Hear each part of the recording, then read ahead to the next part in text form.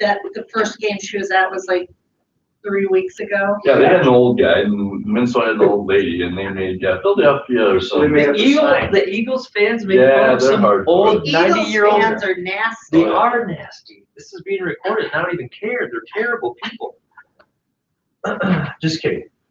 But no, it was a great game though. Oh man, it was Great a great game. That was awesome. And I mean, the Patriots to the very end, I knew they had a fighting chance at something, but Yeah, I think it was like 1,300 total yards or something that crazy like that. Until that fumble and hit him with his pocket. Chance. Questionable calls, some trick plays. I thought it was awesome. How's your wife feeling, Zach? She's feeling great. Sucker off at halftime, but I thought it was pretty cool when the Patriots tried to run that trick play and they botched it, and then the Eagles ran it and they scored with it. I mean, that was pretty cool. It's like, ooh, that's rubbing it in the face. you watch that slow mo. He was fully extended, and then right when the ball was right there. he dropped his arms. And it's just like, what? It just misjudged that thing. It's not a receiver. It's not a receiver. All right, so our session today is Negotiate the deal. negotiate the deal for the win. The deal. So we'll dive right in, but before we do that, how was your weekend? Anybody hold open houses this weekend? I heard they were just a madhouse everywhere. I did. Yeah, my folks held an open house this weekend. They said they just like they took a picture of shoes everywhere. They had to get more like containers to hold shoes because it turned into just a sloppy mess. It was snowing everywhere on Saturday. They even had a lot of people come through on Sunday as well in the morning, late morning. It was dead. I didn't have Oh, one. anybody else? I Anybody had one else? house that Yeah. was kind of dead, the other house was okay. Yeah, it was fairly busy for what I Anybody heard. I else? don't think it's ever busy in Rochester. Yeah, I maybe just not yet. Maybe we have to get through the hibernation. It was pretty cold, so that could be it too. But inventory is so short. Like I'm pretty sure everybody looking for a house went through their open house. Of the Plus interest rates are sure. Yeah, I had breakfast with a couple lenders this morning, and we were talking about rates specifically. I said, "Tell me this: what are rates doing?" Because I've heard in the news, and my wife's working with a client who wrote an offer in December, and they came to terms, so they canceled because of the inspection. They came to terms on a property in January, and he's like, "Oh my God, what have rates done? My payment went up substantially." She said that we are into the fours for sure now. We used to be between 3.8, something in the low fours. She's like, now we're low fours to 4.5. Which is still historically low. Still unbelievable. You have to let people know it's still unbelievable. But what we're seeing is that was, in the fours was not a problem over the last couple of years because home prices were still relatively reasonable. But what are they doing now? They're going up. They're getting up there. So just a slight uptick in rates, even though they're still unbelievable, when compounded with the home appreciation that we've seen, can actually take some people right out of the game. Oh, sure, right, rich. Yeah. Absolutely, because their affordability gets shrunk down a little bit. So we're talking about in the course of a month, somebody's monthly payment may be increasing by $150 to $200, right? If it goes up again, I mean, that's a significant increase. And some people might say, hey, I either have to bow out or I'm no longer looking at single family options. Now I'm shifting down to townhomes or something. So the moral of that story is, are we communicating or at least educating buyers or the general public about this? Say, hey, if you know that you want to buy sometime this year, if we know what rates are doing or likely going to do, now would be a good time. Yeah. It's only going to get more expensive to buy residential property throughout 2018. Right? I think just forecast for the end of the year, where do you think interest rates could potentially be? 5.5 maybe. So, and when's the last time we've been anywhere near or over 5 years? Which, to your point, is still a phenomenal, unbelievable interest rate historically. But still, unfortunately, our frame of reference for interest rates over the last decade has changed substantially. We're used to hearing 3s and 4s. And now when we start hearing, high 4s into the 5s, people are like, oh my God, these rates are unreal. Yeah, historically they are unreal, but over the last decade, they're going to seem somewhat high to people. Anyway, any good news stories over the weekend? Anything? How's the daily 10-4 coming? Anybody do some networking or rub some elbows at any Super Bowl parties? Shake out any business, maybe? I talked to an old coworker. He's going to be looking for a house this summer. Perfect. So back to the interest rate conversation. Sure. Just kind of hold that up and just wait till he starts looking and then kind of talk about that later. Yeah, well, Brad, what I would say is, what's the guy's name? Mitch. I say, Mitch, here's the deal. You know, here's what I can tell you. You know, the home prices are going up, interest rates are going up. I'm not sharing that to scare you or freak you out. But what I would highly recommend you do is meet with a lender sooner rather than later. There's no harm in meeting with a lender today if you want to. And just find out what your affordability is, what you can afford to own, and then ask your lender, you know, about interest rates, what they're likely to do, and how that would impact your purchasing power. And let the lender have that conversation. And, you know, educate them a little bit, and then circle back with them and say, so Mitch, how'd it go? What'd you learn? Did they tell you anything? Were there any benefits to buying sooner rather than later that they may have mentioned? And help him kind of realize, you know, hey, buying sooner rather than later might be a good thing. Ultimately, it's going to be his choice, but at least you've given him the information so he can make that choice, right? In addition to it getting a little bit more expensive, it's also going to get only more what? Scares to find the house that Yeah, he's looking it's for. only He's a gonna- first time home buyer. That, and it's only going to get more competitive, right? In Minnesota, we typically say the spring market starts when? January 15th. Any other good? The what market? The spring market Oh, starts. spring market. February 15th. The spring market starts after what significant event? Tax day. No. It just After happened the yesterday. Super Bowl. After the Super Bowl. Oh, really? Oh, The spring market starts right after the Super Bowl. That's what I hear people say all the time. Because you're usually it's kind of closer to mid-February. But you know, we're just coming kind of out of the winter hibernation, and spring is just around the corner. People are already looking to it and starting to think about the parade of homes, getting into the next property. So the spring market really begins now. The inventory that's going to start coming on will be our spring inventory. The buyers that we're interacting with are going to be our spring buyers. So the spring market starts now, right? Think about it. If you get a home under contract right now, when's it going to close? March or April, Yeah. right? That's springtime. The spring market's now. Everything you're doing right now is in the spring market. So that's something to keep in mind and think about. Anything else?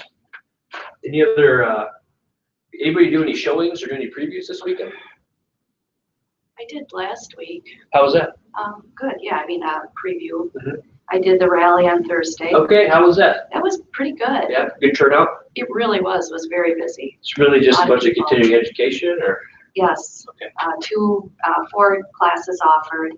Classes I did were really good.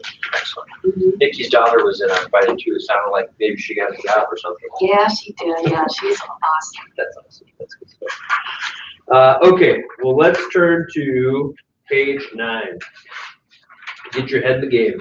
Negotiations are an integral part of most real estate transactions. In fact, they are so important that in 2014, a survey of buyers and sellers, negotiations ranked 2nd in the list of what buyers want most from their agent and ranked 6th in what sellers want from their agent, which is kind of interesting to me. I would think a seller would want a phenomenal negotiator too, but they're probably a little bit more interested in marketing and things like that. Buyers really want that negotiator. But when we talk about real estate, we talk about negotiating. What usually comes to mind? Negotiating what? The price. Yeah, in what terms, Debbie? When you think of negotiating from a buyer standpoint, you know, what are they hoping that what are they hoping that you negotiate? Closing costs. Yeah, a good deal. A good deal, right? But here's what I tell people nowadays. You want to know what a good deal on a house is? That you get it under contract. That's a heck of a deal in the market right now, right? And people are starting to understand that, but there's still a good portion of the population or the general public or the consumer out there that doesn't, they still think that Brad, I'm going to hire you to negotiate a heck of a deal for me when I buy a house. Well, that depends on what your definition of a deal is, because in this market, it's a great home, it shows well, it's priced right. You're not, the deal isn't 10 grand under market value and closing costs. The deal is we beat out 5 other offers so that you can get it, which means you're likely paying over list price, right? So helping people understand that and communicating that to them and setting that expectation is crucial. And, oh, by the way, that's going to be true to even working with investors to an extent as well, right? Investors actually started feeling the pinch more than or earlier than traditional buyers. Why do I say that? Well, they're not looking to pay more. Because they truly do want that deal. Yeah. And that those deals, those margins started evaporating overnight when there were fewer distressed properties, smaller inventory in general. They were competing against not only other investors, they started competing against traditional buyers as well. And all of a sudden overnight, like, you know, buying a property under market value became extremely difficult. Yeah, they're not buying, they're buying against emotions, not just numbers. You're not making money when you buy it. Exactly. That's a key phrase that folks need to remember from an investment standpoint. You make your money when you purchase the property, right? The price that you get it for, the deal you get when you negotiate your purchase, that's your true value of the property, or that's your equity position, right?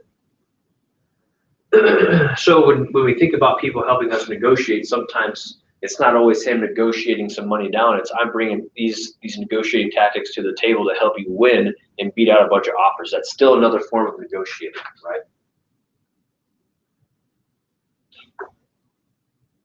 As with the offer process, negotiation is a pivotal point.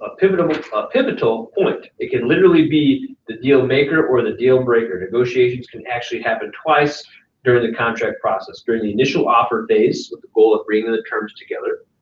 Number two, during the option period while under contract, with the goal of closing the contract. Option period meaning there's some contingencies involved, right?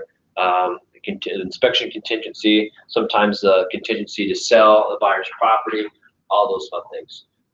Usually a mini renegotiation phase, right? If you want to annoy me as a listing agent, make a great offer, get it under contract, and then try to renegotiate due to inspection items. Oh, it just drives me nuts.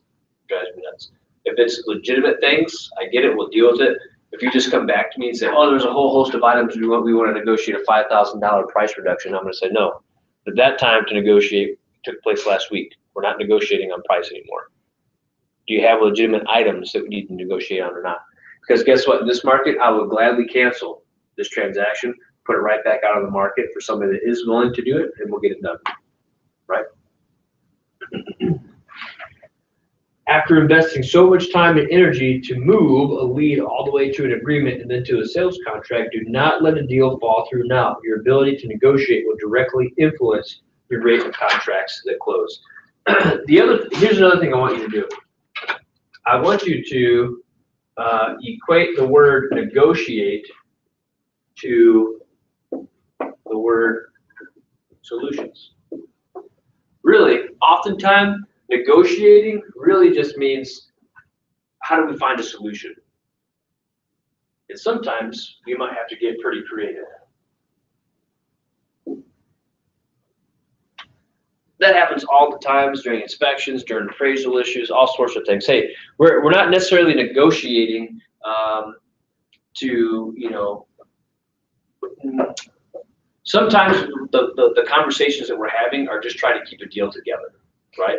And so, yeah, it's negotiating, but it's really just trying to find solutions.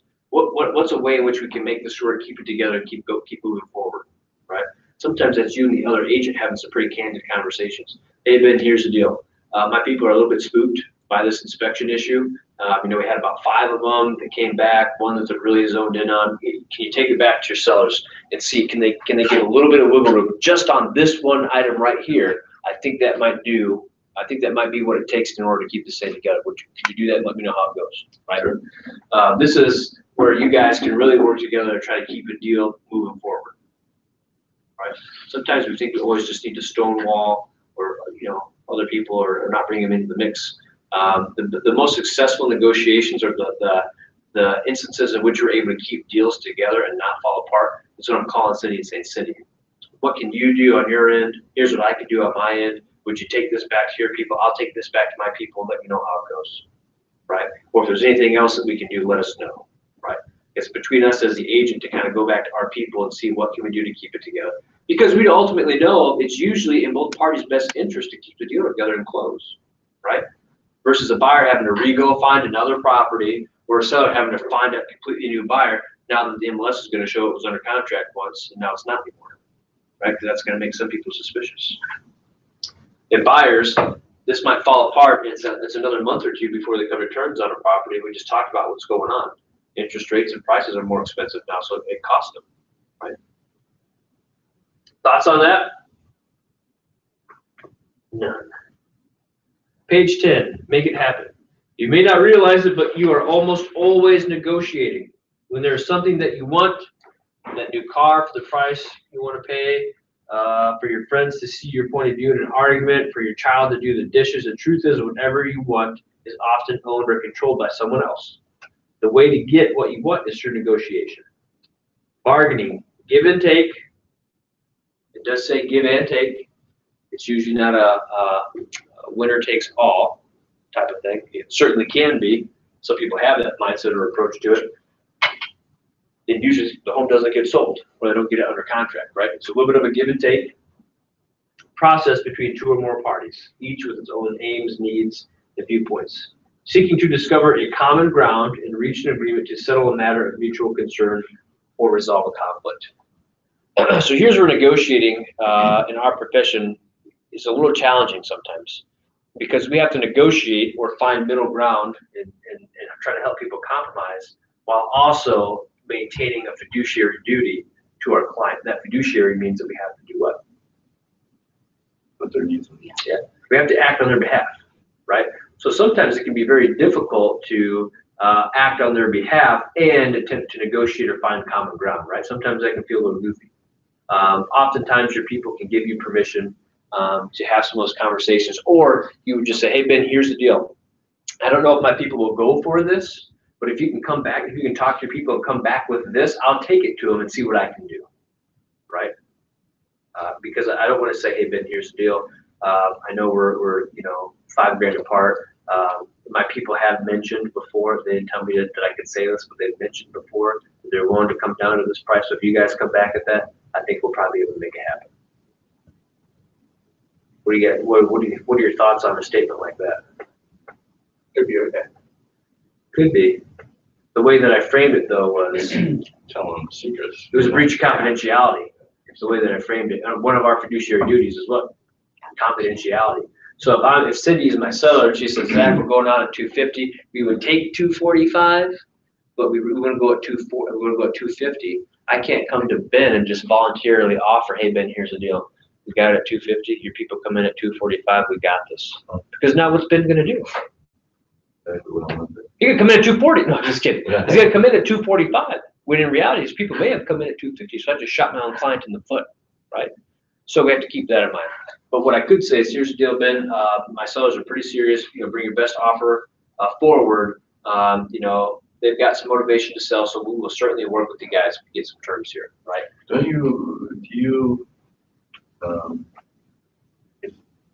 you want it in writing? Like, in my mind, I'd say, give us an offer. Let's get this thing kind of rolling. Yeah. Rather than just on the phone, or is that? Oh yeah, that's like a preliminary, yeah. Or maybe we're already in the process of negotiating, right? Let's say you brought an offer in at 240, we're at 250. I'm like, Ben, here's the deal. Like they've told me, if you get it up to 245, versus Cindy saying counter back at 245, sure, right? Good question. So just keep that in mind. You have to walk a fine line. You're trying to help people compromise and bring a deal together, but you can't tip your hand or violate the fiduciary duty that you have to your clients. Yes, sir. Could you say something like, I think we're getting pretty close. Absolutely. I think if you made a little bit better offer, we'd probably have a better chance of closing this. Exactly the kind of vague political speak I'm looking for, Brad. Okay. I wonder about that. Yeah, you're kind of coaching because you want it to come together. Like, Brad, here's the deal. I think in conversations with my client, I think we're pretty close. If you guys can do even just a little bit better, I think it'll go a long way. This is a phone call I need to make right after this meeting. That's why I asked. Oh, really? Yeah. We had a lower offer, but now after some time and another offer, The seller realized kind of like, where's that person again? Mm-hmm. So I need to call him, and I've been kicking around. What am I going to say exactly? Yeah. But just a vague, is your sellers, your buyers still interested in this property? They have any interest? I think if we made another offer, I think we're getting closer. Yeah. I mean, what do you say? I would say something like this. If I called the other agent, Brad, hey, here's the deal. Zach over at Keller Williams. I know you made an offer on this place a while ago. We didn't come to terms, but some time has passed. I think my seller has gained a little bit of a different appreciation for the market. I would highly encourage you to resubmit an offer if you guys still have interest, and we will give it full consideration. Isn't that giving away your motivation, though? Not necessarily. I was kind of vague. I basically said maybe she's got a new appreciation for the market. Who knows what that means? Or you say, I'm calling back all our previous offers. Absolutely. But you want to make it enticing enough for them to make an offer, right? Because that's pretty standard. Okay, yeah, you're calling, no, but I have any interest. No, what I'm telling you is, my seller will seriously consider it.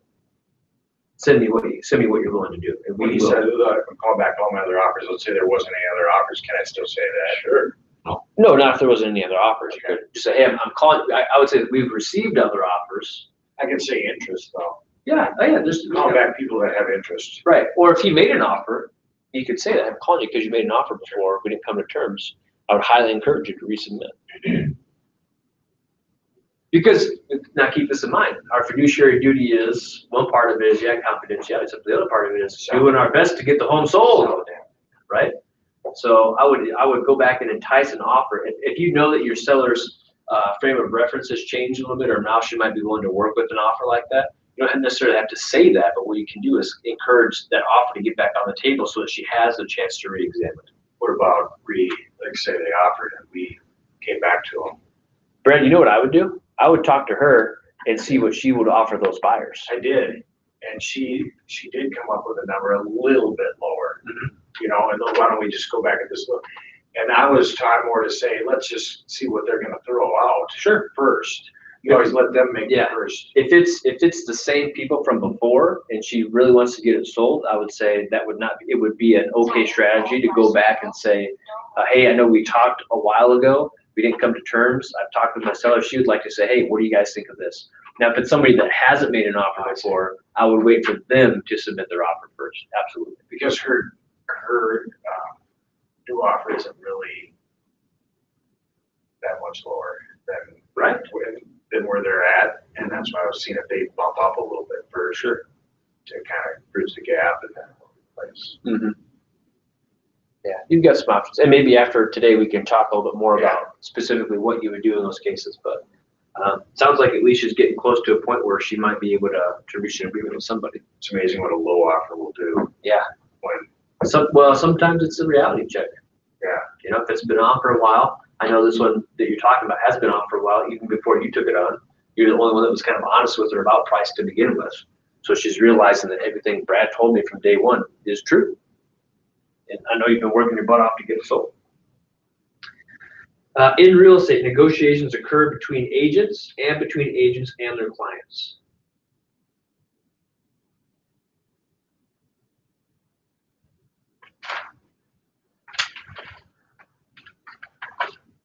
Page 12, negotiating tips. Keep these in mind. Above all else, be professional. I know that he's kind of, okay, great, yeah, I get it, that makes sense, you know, whatever. But no, seriously, when you're sometimes going back and forth, negotiating, it's easy to lose your temper or become short with another agent, or God forbid your own client, right? And sometimes other agents or clients would do that with you too, right? Sometimes you have to be the bearer of what? Bad news. Hey, here's the deal. This is what the offer came in at. Don't shoot the messenger. Here are our options. Here's what we can do, right? Sometimes what do you think is a common instance in which agents might get mad at another agent? They don't reply back in time. Oh yeah, let's make a list of these. These would be things not to do or to avoid. So I'm going to say lack of communication. Oh, by the way, you think your clients would get mad about that too? What else? They don't always have to be, so let's say, I'm not saying that they're right to be mad about this, but what are some instances in which they might get mad or upset or angry? Really low offer? Okay, yeah, absolutely. That always cracks me up anytime somebody is mad about a low offer. It's like, well, would you rather just not have me submit it? I mean, do you guys want to sell it? Yeah, it's a big deal to say no. Right. It's an easy conversation with your seller. Brad, here's the deal. Don't kill the messenger. We got an offer on your property. It's a little low. Still have to run it past you. Let me know if you'd like to counter it. Don't be offended. It's not a tough conversation to have, right? Now, Brad might be the kind of guy that's like, oh, I can't believe. No, I'm just kidding. So lack of communication, low offer. What else? Their representative agent having a soft position. Like, yeah, my client's really motivated. They're trying to move for a job, you know, just like disclosing way too much. Right. Trying to get that deal. Would maybe make who angry? Whoever they're representing, either the buyer or the seller. Yeah, would make their client angry. Absolutely, absolutely. But what are some instances in which an agent might get mad at another agent? Not telling the truth.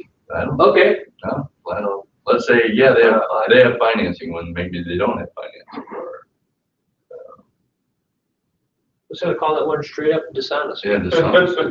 Unfortunately, though, in our line of work, even if you, I'll say this because this happens to me sometimes too, but usually what I'm doing is I'm reining people in or bringing them in check. This is true of agents and our clients. Our imaginations run wild all the time. We're always gonna think the worst case scenario. Well, that Brad, he must have known. There's no way there was another offer on that property. You know what I mean? It's just we start thinking the worst, right? Okay, but sometimes the trouble of our profession is sometimes it's hard to prove whether or not there was some dishonesty there, right? Okay, so I might get mad at you for lack of communication, or maybe a low offer, or just bad terms, dishonesty. What else?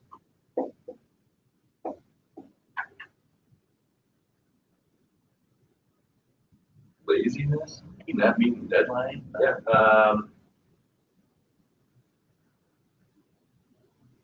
I'm just gonna write that. Lazy. Well, I've heard, I'm gonna say pushing the work off onto the other agent. there you go. We had like a pizza party last week, and we had the agents in, and it was great because there was. Who organized this pizza party? Was it Mel. Sue? No, Oh, was it not? Oh, was it the Monday thing? Tuesday thing. Tuesday. What was? Well, Monday. Mel, was where's the my big invite? announcement, Yeah. And then Tuesday we had a little. Did you make it back in time to Winona for that? Not even close. Sorry. Not even close. On the way out, I started looking at them, they were absolutely right. I'm not even gonna admit, yeah. But they were chit chatting about other agents, and one of them was, "Oh, that guy, yeah, you're gonna have to do all the work if you get that." Yeah, and that can really make people angry because all of a sudden you are communicating with their title company, or you're having to check in with their lender to make things happen. Which sometimes, as a listing agent, you wanna take that overbearing approach sometimes because you really want to shepherd that deal to successful close. But there are people all the time. Usually, this is connected to lack of communication, where they're not doing the things that they, or it's the opposite, man, or they're just too busy. Oh, sure. Right? That goes hand in hand. You're either too lazy or you're too busy to keep up on this deal, and you're not communicating with me properly. That happens all the time. What else? A change of heart from their client. Yeah, that could be that one. It's hard to blame the agent on that one, but I am gonna put that one up there because sometimes what we don't do is Pre-qualified? yeah, sometimes we don't pre-qual, or sometimes we don't do a good enough job trying to help our clients realize what their options are, how they can still keep that deal together, or they're just working with the client and they're just haphazardly making offers on properties and they're not really serious. And this will happen sometimes in multiple offer situations where they'll throw a crazy number out there to lock it down. The sellers will accept it, then they get buyer's remorse or have a change of heart because they had to spend so much on it and they cancel. Right? It's not the end of the world, but it's definitely not ideal. That's like in the car business, they always talk about the steps of the sale. Yeah. And I said, if you shortcut those steps, they'll show up in the negotiation. Yeah, that's the same thing in real estate. If you shortcut or don't do a proper consultation and set expectations, it'll show up. Yeah, it'll show up. And it does. What else? It kind of just touched on one. Let's think about it from a buyer's perspective. Let's say that there were several offers on a property. You put in an offer, but you didn't get it. I think people get pretty fired up about that. Sure. Do you think their imagination starts to run wild about dishonesty? Do you think they say, "Oh, there was a lack of communication," right? That's a big one. And this one is the reason I put this one up here is this is one of those instances in which people sometimes decide to do something about it or take action, meaning file a complaint or something, because they don't understand the process, or oftentimes, sometimes it was their own agent that was the issue. I was on a hearing panel once for some folks who they were buying a property from they were buying a foreclosed property, and the agent that represented the bank, by our estimation, she did everything that she had to do, was supposed to do, etc. The buyer's agent, who, oh, by the way, decided not to show up to the hearing to help their clients, wasn't setting the appropriate expectations with their client, just not being real with them, wasn't telling them the truth. Said, "Debbie, here's the deal. When you work with banks and foreclosures, it takes time. There's going to be sometimes weeks or more where we don't hear anything or don't have an update. That's how banks work. And instead, the buyer's agent was just kind of shoving it all off or just saying, oh yeah, it's the listing agent or whatever. So these people filed a complaint. We reviewed everything and we're like, hey, appreciate you guys' time, but this agent did everything she was supposed to. What really, I'd say this was like, what it really sounds like is your buyer's agent wasn't being 100% forthright with you throughout the process, right? So they wasted your time again when you came here to this hearing, only to be told you ultimately got the property. What are you complaining about? You know what I mean? It's just wild. Sometimes I think to myself, I wish I had that much time on my hands. I wish I had that much time. Right? There's so many people I would love. First off, I'm a believer in karma, but it's like, even if I wanted to go after you, I don't even have the time. You know what I mean? So you're lucky, Ben. No, just kidding. Change of heart, losing in multiples, lack of communication, if a low offer comes in or bad terms, dishonesty, laziness, or they're just too darn busy. Another one is this. They just take too much time.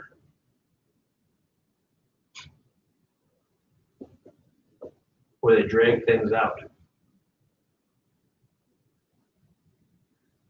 Now you could kind of argue that this maybe is in conjunction with this, but sometimes too, dragging it out is what kind of a tactic?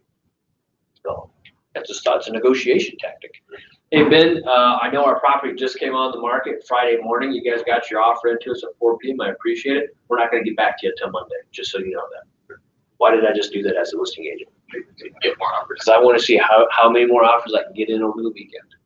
Is that okay to do? You think that makes people angry? You better believe it. You better believe it does. But guess what? Whose best interest is that in? The sellers. So I'm going to do it all day long. I'm going to do it all day long. If it's a property that you know is going to likely be hot, or you could just make the standard operating procedure for all of your listings, you put it on Thursday or Friday with the idea to have an open house the first weekend that it's on the market, and you simply include in the agent remarks on MLS something to the effect of any and all offers received the first few days in the market will not be reviewed until Monday at 6 p.m. or will not be reviewed until Monday, whatever, right? You just made your world a lot less crazy and chaotic.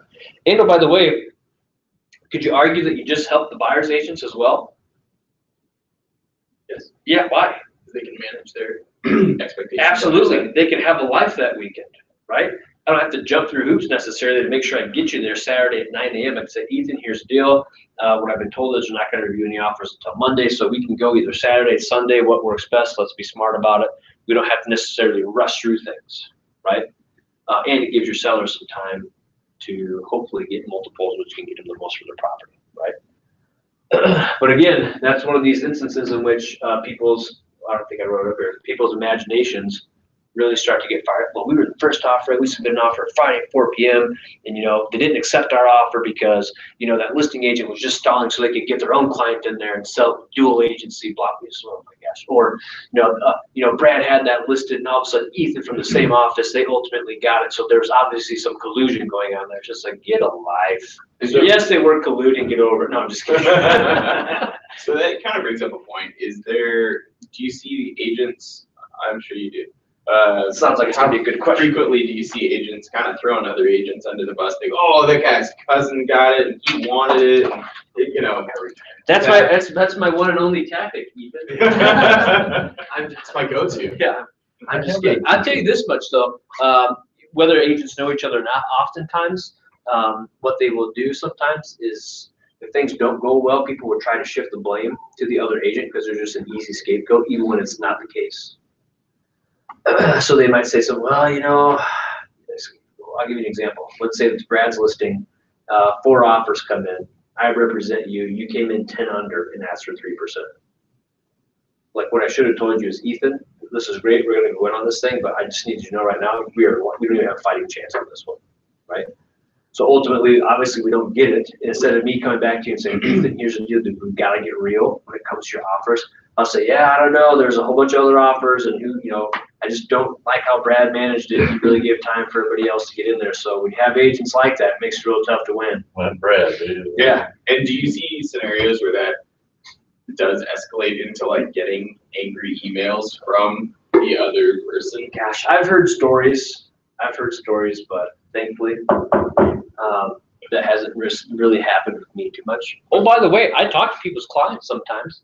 Because if you have a listing or you're working with somebody and you make them angry as an agent, who do you think people try to reach out to sometimes? The other agent. They call the office. Either they get the broker or they get me, right? They're lucky if they get me because I'm really nice. I'm just kidding. Jim's like, huh? No, I'm just kidding. But what happens is, and this is always what it is, usually it comes down to some sort of a lack of communication. Every client phone call I've received, I've been able to talk to them. The first thing he says, okay, gotcha, I understand. Let me call our agent. I need to get their side of the story too and hear, from their perspective. Because your clients will start telling you things, and you start thinking to yourself, oh my God, we're about to get shut down and arrested. This is insane, right? But then you realize you call your agent, and it's like, okay, no, everything that you're telling me sounds very reasonable. I know you, so I trust you as a person, right? And I just call the client back and say, okay, here's the deal. First off, thank you for calling and letting us know so we have a chance to fix this. Here's what the agent said. Blah, blah, blah, blah. It's very common that this would happen in this case, this, that, and the other. And then by the time we're done talking, the relationship's still good. A couple weeks later, the home's under contract and they close ultimately, right? Yeah, it's all about communication and explaining things to people, right? And sometimes I'll say, hey, Ethan, I know you probably don't like to hear this, but this is what happens, or this is the truth, or this is how it works. More often than not, this would be a good thing to filter away for your clients. More often than not, acknowledging people and letting them know they've been heard is really all they're looking for. All I am during those phone calls is I'm that hanging punching bag at the gym. I just need to take the hits, and then once they've got it out of their system, they're good. For sure. You know what I mean? Yeah, I wasn't worried about my clients. No, I know. I just use it as I was an just saying, excuse like, to. I'm wondering if you're gonna get in that situation where you're doing a deal and then you have someone else's client like Reach out to you. I can't believe you did. Or they're like, what did I do? That'll happen. What? Well, this is why you stay off of Facebook, Ethan, because that's how they'll find you. Ethan and I, we tease each other about Facebook because he's I think rightfully a little bit paranoid about Facebook. Refuses to get on it. But yeah, sometimes they might seek you out, and they could do that. I would say it probably doesn't happen too often, but I've certainly heard some stories. Right? They might show up at your house one night. Yes. Party. Like, so Ethan, tell me exactly why our offer wasn't accepted. As we're loading the shotgun. Are you guys still within your inspection contingency? I thought so. Do you ever see them not take the highest up? Oh yeah. What did we talk about last week that sometimes people, huh? Financing. Yeah, financing. So it could be, let's say I Okay. throw a cash offer at you, but not even that. But then just emotions. The letter. Did The you see- letter. Did you see that? The kid letter. that Oh, the had letter. a baby that's got Exactly. a dog that looks like my old dog? This right here could be worth $2,000 or $3,000. Yeah. Or more, depending on how good of a wordsmith you are. You throw a picture on there, worth 10 grand, right? Seriously, that letter, the letters have caused people to pick offers that net them less. Because it was such a whimsical, magical letter. It was made up. No, I'm just kidding. The letter can do it. I've seen it happen before. Because they're attached to their home and they want it to go to a good person. Yeah, of It's because we're human beings, Sure. and we want to feel good about the decision we're making. Let's put it to you this way. Let's say you've got 8 offers on the table, and no matter what, some people are going to feel bad when they pick one and 7 others don't get it. So if you can tell yourself, feel good about choosing the one that you chose, it makes it a little bit easier, right?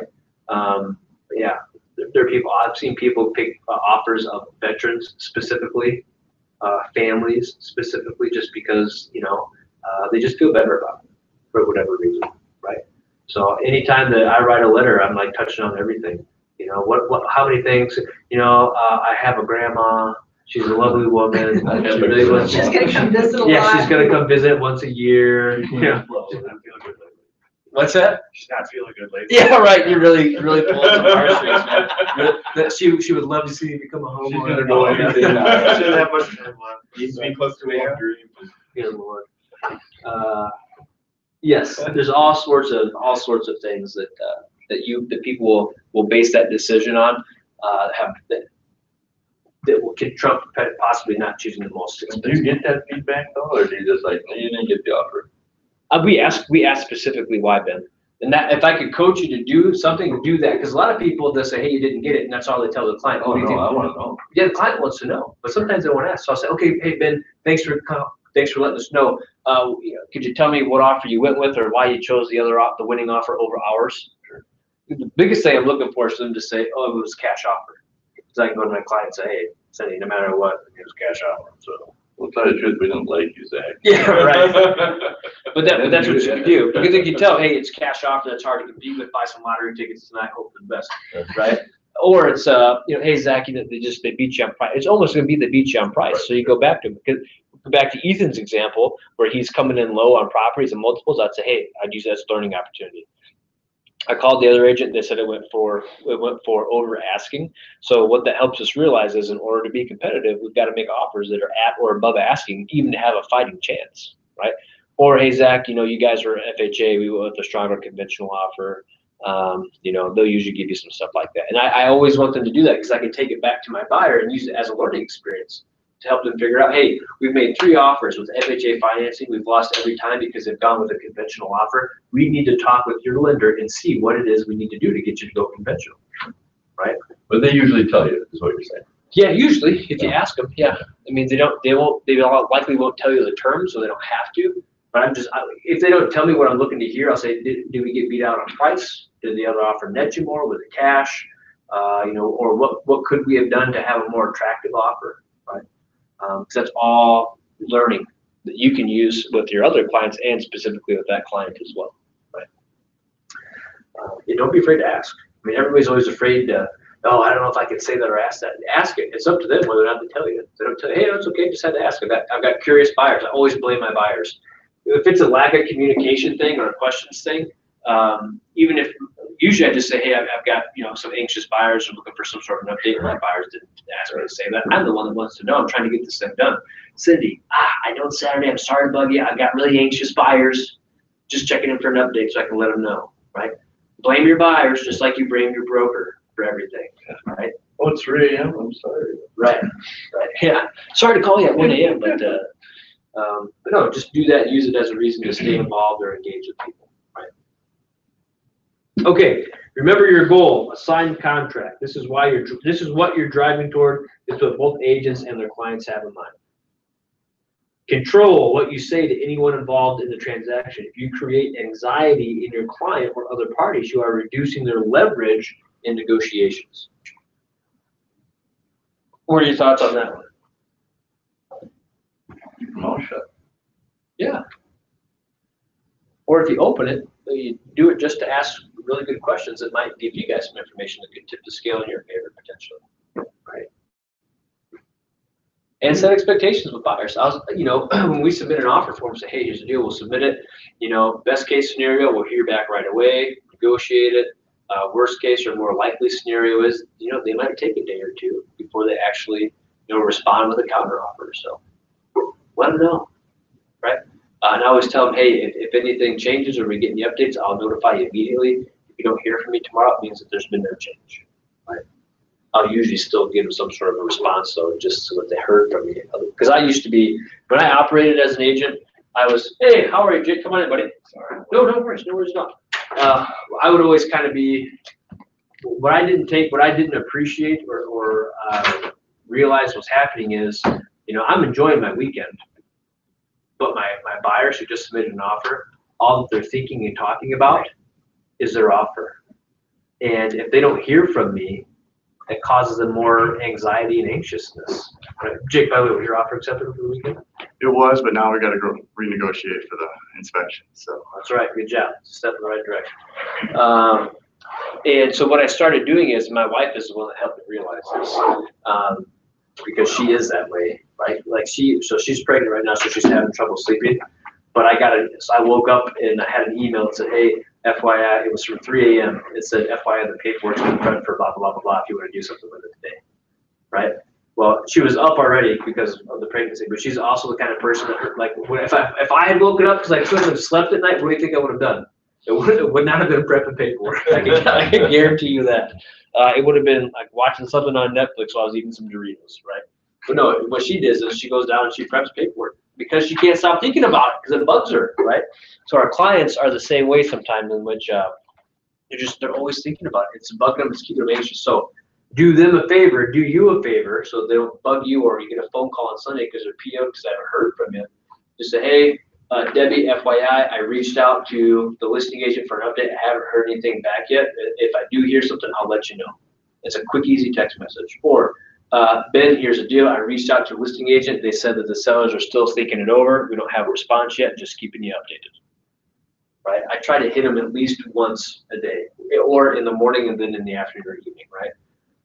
That way, I'm really preempting them reaching out to me, and they so appreciate it because they just feel like they know what's going on. They're staying updated. I really had to do some realization that people obviously, but we don't think about it purposely oftentimes, but people obviously are very different from one another, and the way they handle things is different. So I need to say, be more mindful of really over communicating with people, because not everybody's as easygoing as I am. That's a good thing and a bad thing, depending on the situation. Ron P, would you, if you stop in Katie's office, Jake, she will get you, ask her for session 10 of Ignite's materials, and then she'll come bring you in a copy. Perfect. Continually refer back to motivation. Remind your client why they want to buy or sell, and help them reevaluate their request if they're becoming unreasonable. So Brad, we could use Marjorie as an example. You already nodded back there. Well, this is a car business too. Yeah, so tell me about that. You like the What does red that mean? paint, you like the gas mileage. Why don't we just sign right here? Yeah. You know, you like, it's gonna be great on the weekend. Right. But it's the same, if they told you why we need to sell, hey, here's the deal. I need to sell. I'm relocating, blah, blah, blah. Great. You know, we're $3,000 apart. We could come to terms right now. We could get this, you know, we could check this box, get you on your way to relocating, start lining up everything else. Because honestly, I don't know if I would say this to them specifically, maybe depend on how them and the relationship that we have. But do you really want to let, you know, $3,000 stand in the way of you getting this thing sold and closed and getting down to Florida with your family? Or do you want to keep, you know, haranguing this a little bit and potentially lose this buyer? We've got a sure bet right now if you just take $3,000 less. Think about it and let me know. Right? Sometimes you have to, and here's the deal. Oftentimes as agents, especially those of us not from Wisconsin, we're just so nice. See what I did there? That was a passive aggressive dig at Wisconsin. No, just kidding. Is that we have trouble saying that to people, right? You go out to California, the East Coast, or down in Texas, people talk like that to people all the time. Debbie, it's Zach, your agent. How are you? Hey, we're $5,000 apart. Why don't we just come down 5? I send the paperwork to you tonight and we'll sign it. Like, that's how they talk. I think that would be honestly pretty nice. Yeah, did you? I think that would. Did you hear that would Cindy? be nice in New York. Cindy goes, really? Yeah, like I think that would be honestly nicer than what I would expect. Well, but if I made that phone call to a client in Minnesota, what do you think? What do you think a lot of the reaction would be? Tears, right? Yeah. Yeah, they'd be like, "But dude, first off, probably they wouldn't say any of this to me, but they'd be thinking it, dude, that is like super pushy right now. How dare you? I don't know if I'm comfortable with that, right?" Not for everybody, but for some people, it's like, well, you don't just get to call me. I mean, $5,000 just we're going to reduce and sign. What's going on here, right? I kind of exaggerated my example, obviously, but sometimes we shy away from those conversations. And what I've learned in this business is that's what people want from you as the agent. They're looking for that direct information or direct suggestions or recommendations, right? How you frame it to them is important, right? Or the delivery of it or being understanding is important. But they're looking for some directness from you. They're looking for some guidance, but sometimes we shy away from it because, you know, we're trying to be nice, right? Cindy, they came in, we're about 5,000 apart from each other. I know it's a lot of money, so take some time to think about it, let me know, right? Versus Cindy, great news, we're only $5,000 apart. We can have this thing signed today, we can bring you some certainty if that's a price that you're okay with. How does that sit with you? What questions do you have? What are your thoughts? If you decide that that's okay, I can have the paperwork to you this evening, right? It's okay to have those conversations with people, right? Because if we give them permission to be indecisive, that could cost them a deal. Because that buyer might say, hey, you know, we made you that counter offer yesterday. I still haven't heard back. In the meantime, this other property just came on. We're going to move in that direction, right? Would you have gone $5,000 less now, knowing that they're going to leave? So have those conversations with them. Don't be afraid to get real. I like this bullet point. This is true in just about in everything. Don't reveal too much. Listen more than talk. Keep your client's motivation close to your chest. Oftentimes when I'm visiting with people, that's sometimes if they're kind of savvy, they'll say to me at some point in the conversation or toward the end, man, I felt like I did all the talking. Yeah, you did. You jerk. No, I'm just kidding. But it's because, what was I likely doing? I was asking questions. Just asking questions. You start asking questions about somebody, man, whether it's them or their clients, and then all of a sudden they're going to start revealing some stuff. Or you can start putting two and two together a little bit, and now you know a little bit more information that might help you frame that negotiation position.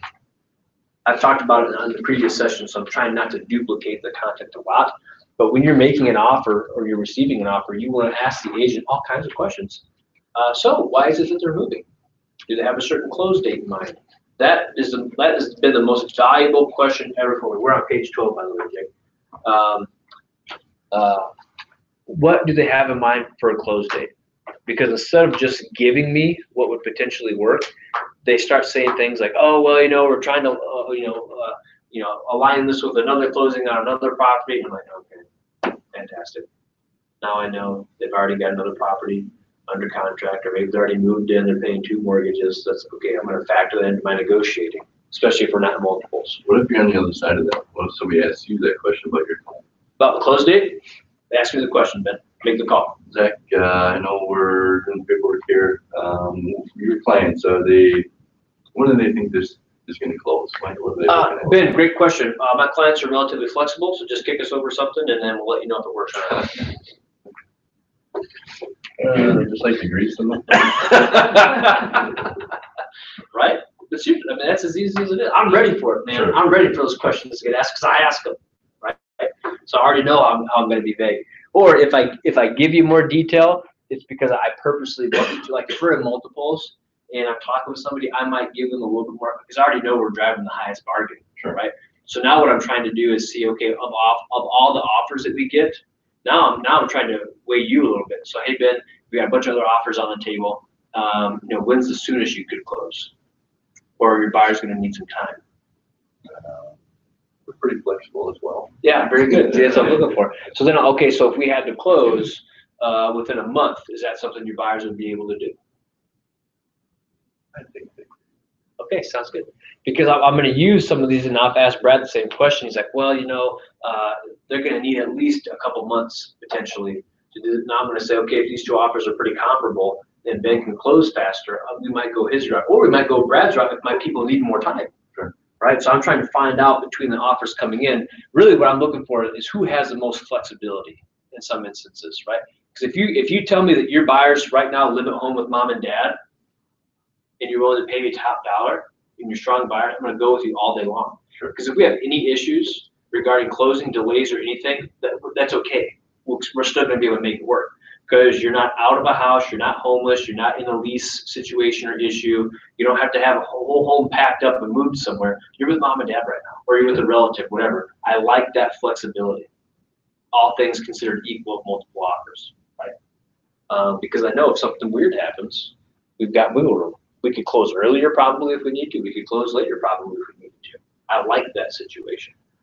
In today's market, I don't know if it probably has to do with multiples and stuff, or the financing and lending appears to be a little bit more squared away these days. I'm not running into as many delays of closing a day or two like I used to. We're pretty much closing when we decide to. The only other issues I'm running into finance-wise these days are appraisals. That's sort of out of the lender's hands and out of the buyer's hands, right? But I'm always looking for who offers the maximum flexibility, right? It's useful. It makes you a little bit more attractive, in my opinion, as a buyer.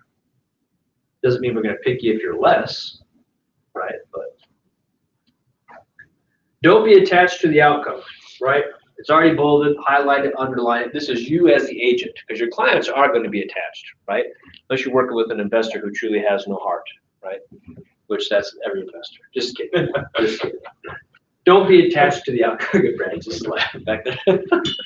Do not be attached to the outcome, because if you're attached to the outcome, you're starting to kind of let your own self-interest enter into it. And I know it's human nature. It's easy to say up here, hey, don't become attached to the outcome. But obviously, you do have some attachment to it, right? Because it's payday for you, and it's a happy client.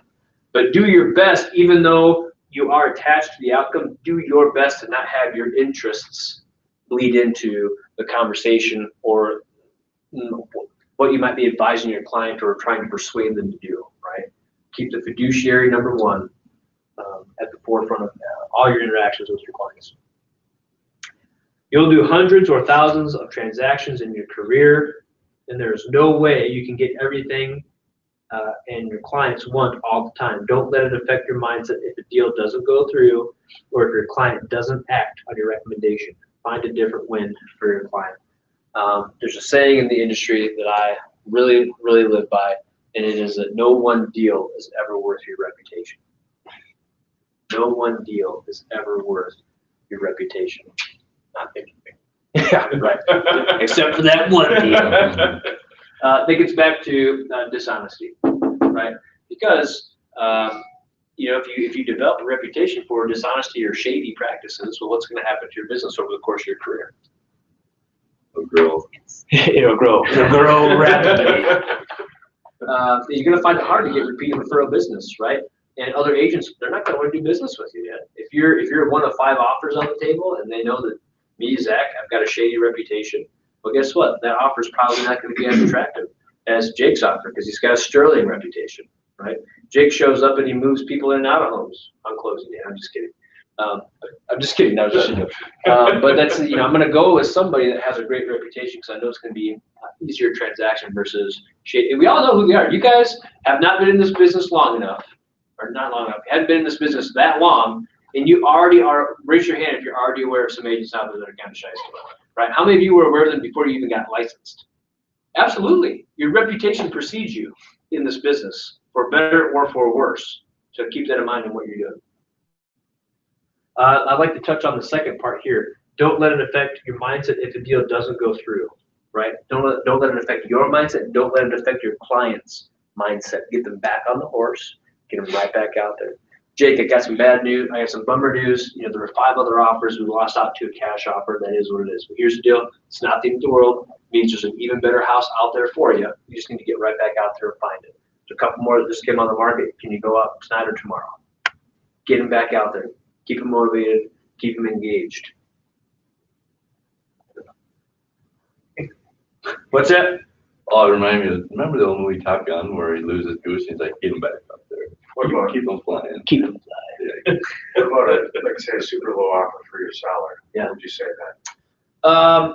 So some of it would depend on how long it's been on the market, other activity and stuff. I'll just speak to your situation because I know what it is, right? Say the offer is 60,000 less. 60 grand less. I'd say here's the deal. I have to make you aware of an offer that came in. When we look at the terms of review, you're going to notice it comes in substantially under what you're asking. My recommendation is going to be that you look at it and then counter it at whatever you're comfortable with, because who knows, this might just be the starting point they're comfortable with. But if we counter it back and we enter into a conversation with them, maybe we can get them up somewhere that you're comfortable with. I've seen that happen before. That's assaulting. I can't believe they would offer something. I would say, That's Brad. so I would say, Brad. Here's the deal. I get that. Please do your best not to be insulted. Number one, we should be happy that they made an offer, right? Number two, for all kinds of different reasons, cultural backgrounds, upbringings, whatever. Sometimes people feel like they need to make offers. They're substantially lower, at least initially, even though they might be willing to negotiate up. So let's stay open-minded and positive. Let's counter them back and hope for the best. And if not, we'll just tell them goodbye. Right? Because think about it. Some people come from a background or a culture where that's what you do. Even you might be willing to pay full price, but you never go in at that first. Right? You come in, you look for a deal, they're told no, and then they end up paying full price. Right? It's that old saying, well, I had to ask. It's worth a shot. At least I had to try. You tried and you failed. Just kidding. No. No, you always. Just counter back. I always would, but Brad, sometimes my counter might be list price. Yeah. Yeah, we're going on at 250. It's day one on the market. Give an offer at 240. Yeah, we're gonna counter you back at 250. I remember. That's a counter. In the Navy, I spent a lot of time overseas, and over Yeah. there, you're always negotiating. Oh yeah, always. When I got back to the United States, I think like Sears or something, like in jeans. I did not even think, and I said, how about $40? And what happened? And the lady looked at me like, sir, the price is. Right. No, but on the flip side, you'd be surprised sometimes when that works. Yeah. I Well, then remember with this lady, that was Yeah. crazy, but, this lady.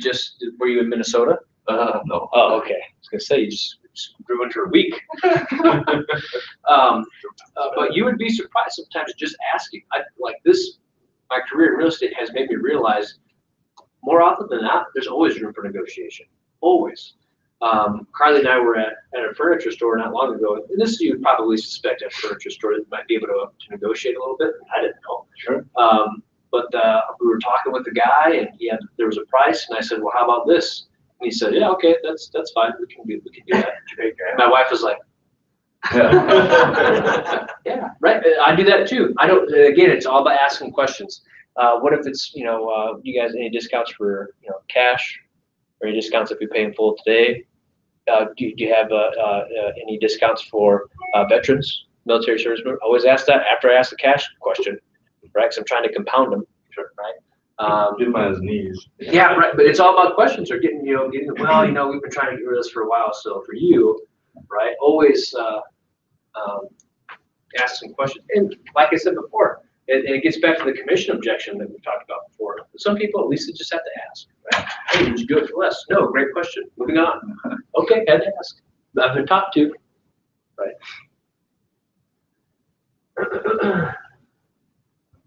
Page 13, common points of negotiation.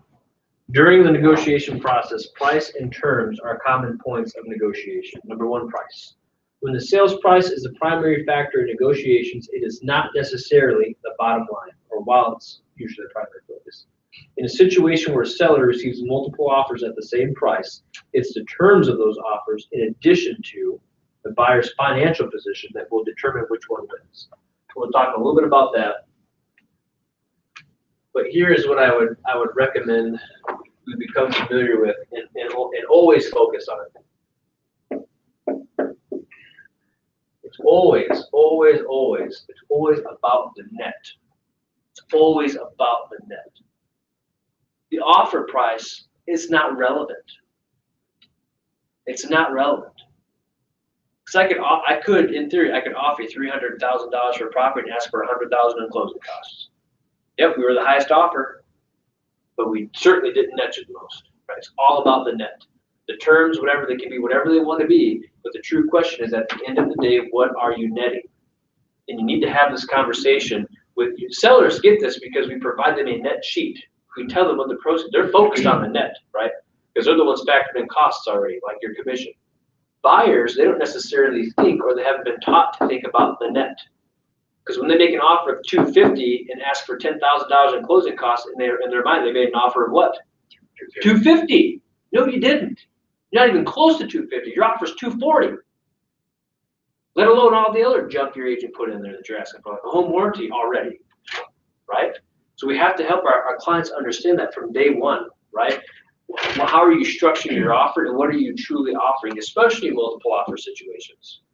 When I have a conversation with them, I talk about the net. I say, if you want to win in multiples, you need to net them at least what they're asking to have a fighting chance. The more, the better, right? Yes. So when we closed on our house, there was a lease ending there. Okay. And we made our offer, I think we made it more attractive by just asking so the guy was like, oh, we can't close early because I have this tenant.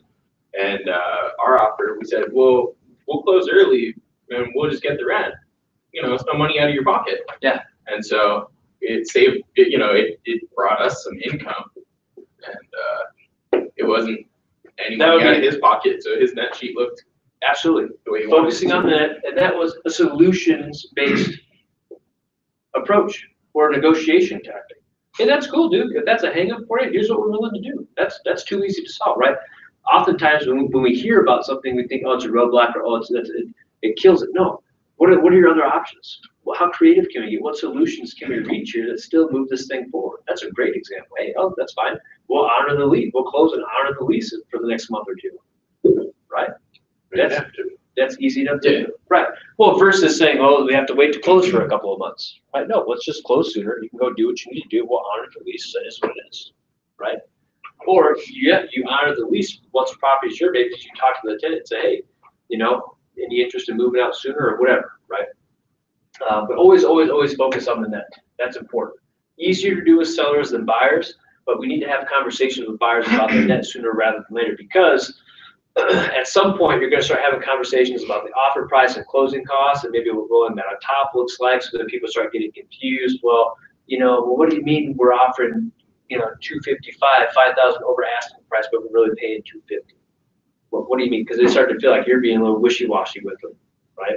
Trying to get them to pay more and this, that, or the other, right? So have that conversation.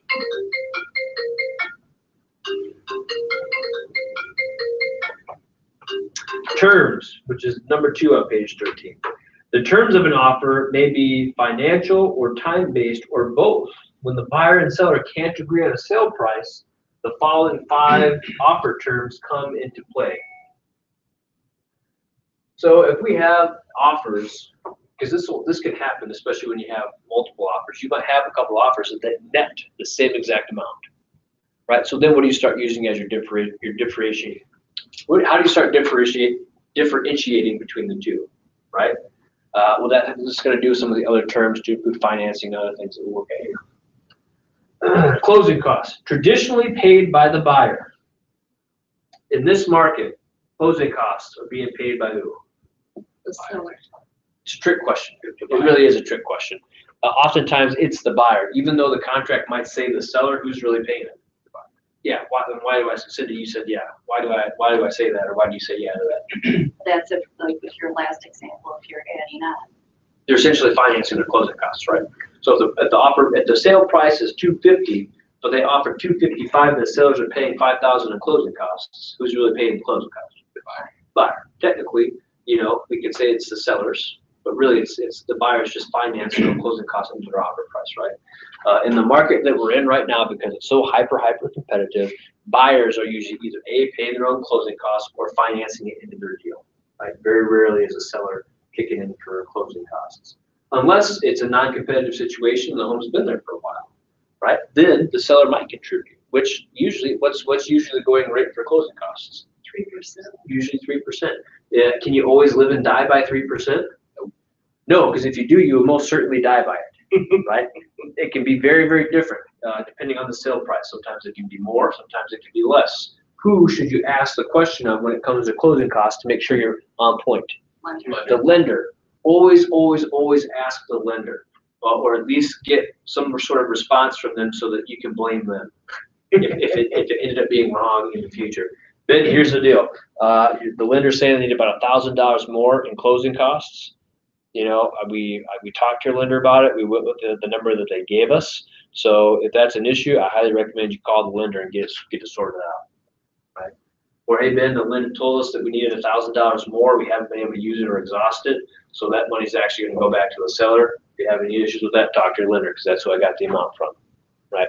In that case, that's a better case to be in, because what I would actually really do is do an amendment that changes the price if I have enough time. But if you're shortchanged,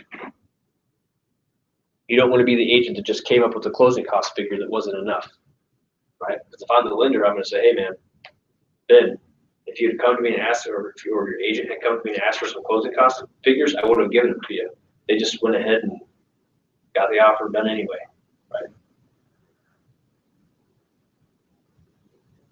Traditionally paid by the buyer, closing costs are in addition to the purchase price. Securing the cash to pay these expenses can be difficult for some, especially for first-time home buyers. Therefore, the seller may be asked to pay a portion of the closing costs.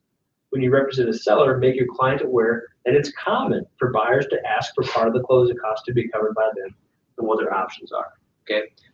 Very, very, very common for buyers to roll their closing costs into their offer. But in a situation when like the market that we're in today, when we're already over list price and buyers are trying to do that, we run the risk of what? Appraisal. Potential appraisal issue, right? So if you're representing sellers and the buyers want to finance their closing costs and roll it on top of the sale price, I would add a caveat in there as a listing agent that mentions something about the appraisal.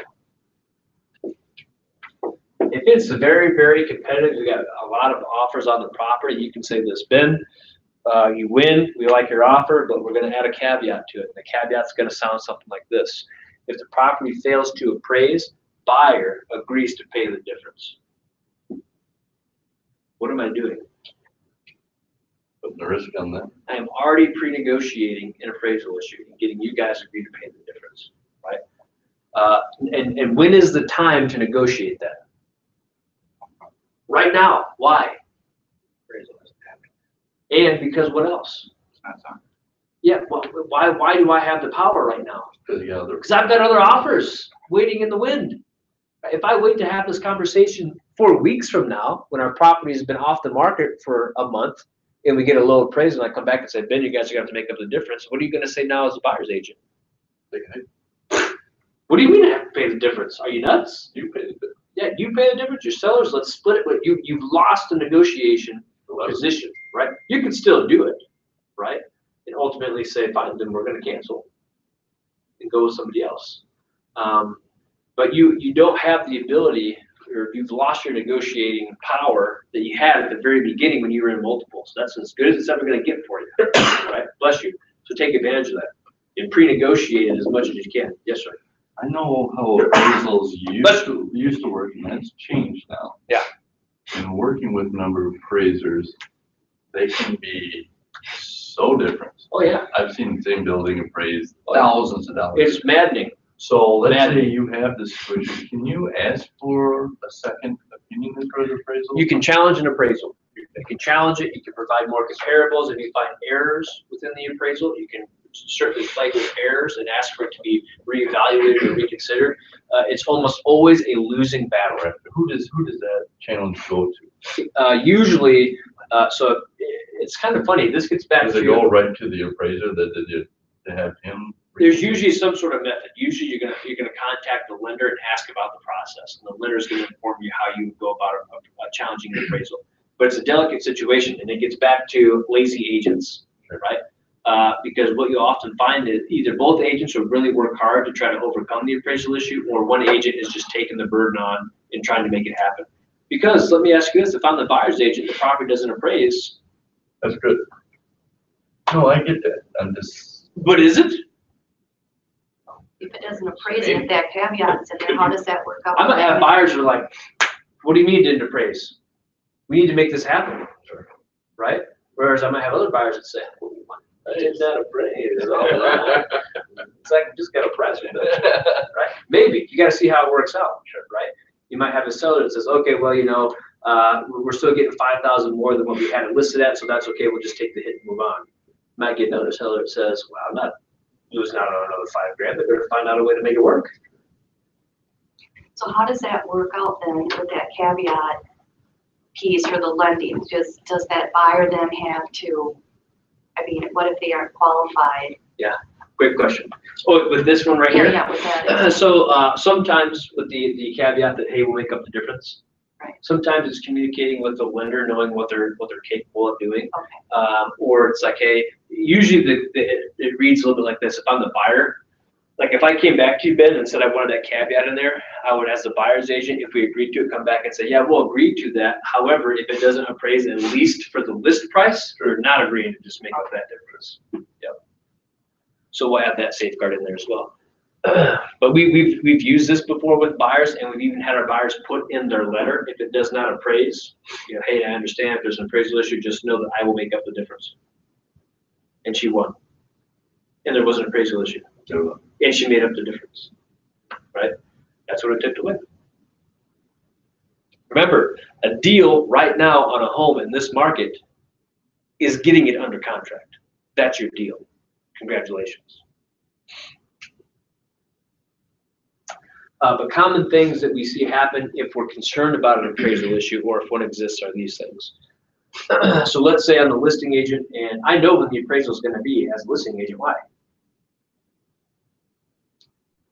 Because they have to get. They have to book a showing. Yeah. They got to book a showing. Boom, I know when you're gonna be there, so guess what? I might happen to be there at the same time. I don't know. I might message or call the appraiser and say, hey, I'm not trying to influence you at all, but what I did is I prepared all the comparables that I used to price this home. They're in the property for you, or here they are, just in case you might find them useful. You should also know that this repair was done to the property, this update occurred, this update occurred, this update occurred. This property had over 9 offers that came in on it, several of them over list price. The one down the street isn't yet closed. It's a pending offer. It's listed at $250, but it's actually under contract to be sold at $265. What am I doing? You're building up. the price. I'm building the best case I possibly can to substantiate the price, right? Sometimes a buyer's agent will do the same thing. Carly right now is working on a deal with a guy where he was Mr. Lazy or too busy or whatever. She's the one that pulled all the additional comps and submitted them, and she's the buyer's agent. Now, some people might be like, well, wait a minute, why would you do that as a buyer's agent? Don't you want it to come down low? No, not necessarily. We want it to close. Our people are willing to pay this. They want the home. They don't want any issues. They don't want to have to make up the difference. So let's get it to appraise that, what it should need to appraise that. Or you just do a flat out challenge of an appraisal. I've done that 3 times in my career. Lost all. Never been changed. Never been changed. And even to the point where I was like pulling on heartstrings, like you could potentially cost these poor people the property. I didn't get the appraisal changed, but guess what I got the sellers to do? Take the hit. That was like before the market got as hot as it is right now. Right. As a seller's agent, I'm all over that appraisal, all over it, because I want you to appraise for as much as possible. It makes my life super easy. Right. Used to be just such a good old boys club though, and now. Yeah, it did. Hey, this is where I needed to come in at. Yeah, I mean, it's crazy, you know, you come Yeah. in, right? You, What yeah, the bank. you can coach yourself. What has anybody ever here ever refinanced a property? Yes? Yes? Did your lender tell you to do any specific things when the appraiser came out? Oh, trash. Well, yeah, I mean, just have everything looking as good as possible. Right. Yeah. So sometimes the lender will tell their clients who are getting the property refinanced when the appraiser comes, you know, basically drop some hints or say some things that help the appraiser get an idea of where you needed to appraise that, right? Because you're trying to, and I'm not saying that you should or you could or shouldn't do it, but it's all about, like you said before, you could have 5 different appraisers appraise the same house, and you might get a range that spans $50,000, $60,000. For sure. And it used to be just who hired them. Right. That's what it used to come down to. And for that reason, appraisers have felt a lot of heat. So now, if they're erring on the side of what? Cautious. Being conservative, being cautious, which has led to our appraisal issues, which has gotten much better. It was like in 2015, I had like half a dozen appraisal issues. Next year I had 0. Because the market, people realized, okay, the market's correcting, this is what's happening now, blah, blah, blah. Now we had comps to substantiate it. The year after that was maybe 1 or 2. Last year, maybe a couple, right? They're becoming less and less. But at the same time, properties are selling for more and more over at, like, we're talking $20,000, $30,000 over list price. That's insane. Somebody had a hand up over here? No. It's better to be on the front end of appraisal issues than it is once that appraisal report is finalized and submitted. It's very difficult to influence it at that point. Prior to that, you have the ability to provide information that might be useful when it comes to the value of that property. Great appraisers will call you. They'll ask questions about the home, especially if they're having trouble getting the value. And it's always relevant for them to know if it was sold in multiple offers. Always relevant for them to know that. Because what does that mean? The demand for that house at that Highly price desirable is- property. The market worked on this property. The market determined its value through supply and demand. Right? Is a lender, I'm still confused. There's still not a lot of appraisers out there. So the bank says I need an appraiser. Depends where you are. If you're in the Twin Cities, you got plenty. Sure. You got plenty. You're down here in Rochester, you have plenty, but yeah, there's only so many that go around. And in the busy season, those appraisers, they're booked sometimes 2 or more weeks out. So it goes to like a third party that has the bank. And that's ideally, that's how it's supposed to work, man. Well, What's supposed to, ideally. but no, but what's supposed to happen is, a request comes through, it triggers a request for an appraiser, and there's a little bit of a disconnect between the actual lender and the appraiser performing the appraisal, right? Some of it depends upon the lending institution and what their various policies are. Some institutions might say, I'm the lender, you're the appraiser, there has to be a go-between. We cannot communicate directly because we want to avoid any potential conflict of interest or any potential undue influence on the appraiser. Other institutions might be okay with us having those conversations, right? Because we need to coordinate. But back in the day, when the lender had this kind of a relationship, what used to happen is what you just said. Hey, Jake, I need you to go appraise this property at 123, whatever. I really need to come back at 250. Yeah. And By then the we way, come back if it at comes back at 250, might be an extra couple $100 in it for you. And it was, Yeah. That's one way to do it. That is a way to do it. So That's the you way can it make was a done. great living. You can make a great living as the appraiser that was willing to accept bribes. Yeah. You got a lot of business. Nobody. Let's go, Zach. He's a sure bet. Close date. When the seller has a very specific time frame for moving, the buyer has the upper hand and can leverage this by being more flexible with close date and less flexible with the offer price. Circle and star that one. That's one I've talked about many times and why I ask that question. It gives me way more leverage as the buyer if I know those sellers have to be out by a property or need that sucker sold by a certain date and time. Great. Or take advantage of that. It's not always the case, but oftentimes it will be. Conveyances. While conveyances are defined by a local board of realtors, the general rule of thumb is that attached fixtures stay with the home and non-real estate items, personal property, go with the seller. In negotiations, a buyer may request that certain personal property items stay with the home. Furniture, window treatments, refrigerator, etc.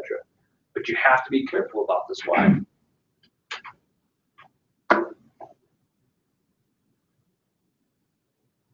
If you add up, we're going back to appraisal, if you add up. Absolutely. First off, it's not even going to make it past underwriting to an appraiser.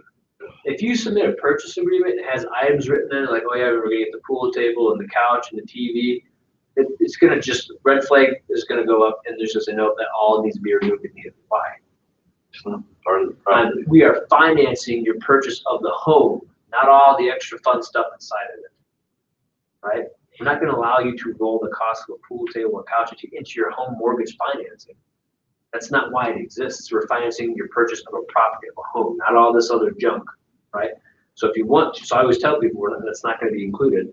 If you want to reach those agreements, that's fine. Let's come to terms on the contract for the home, and then you guys can come to whatever agreements you want to when it comes to personal property. We can either document them, or you can do like a garage sale type Bill of of thing. sale, there you go. Exactly. Do whatever you want, right? But don't bring it into the transaction. Only things that really ever need to be written in that aren't included already, if the sellers are willing to sell them with the property, are the washer and dryer, right?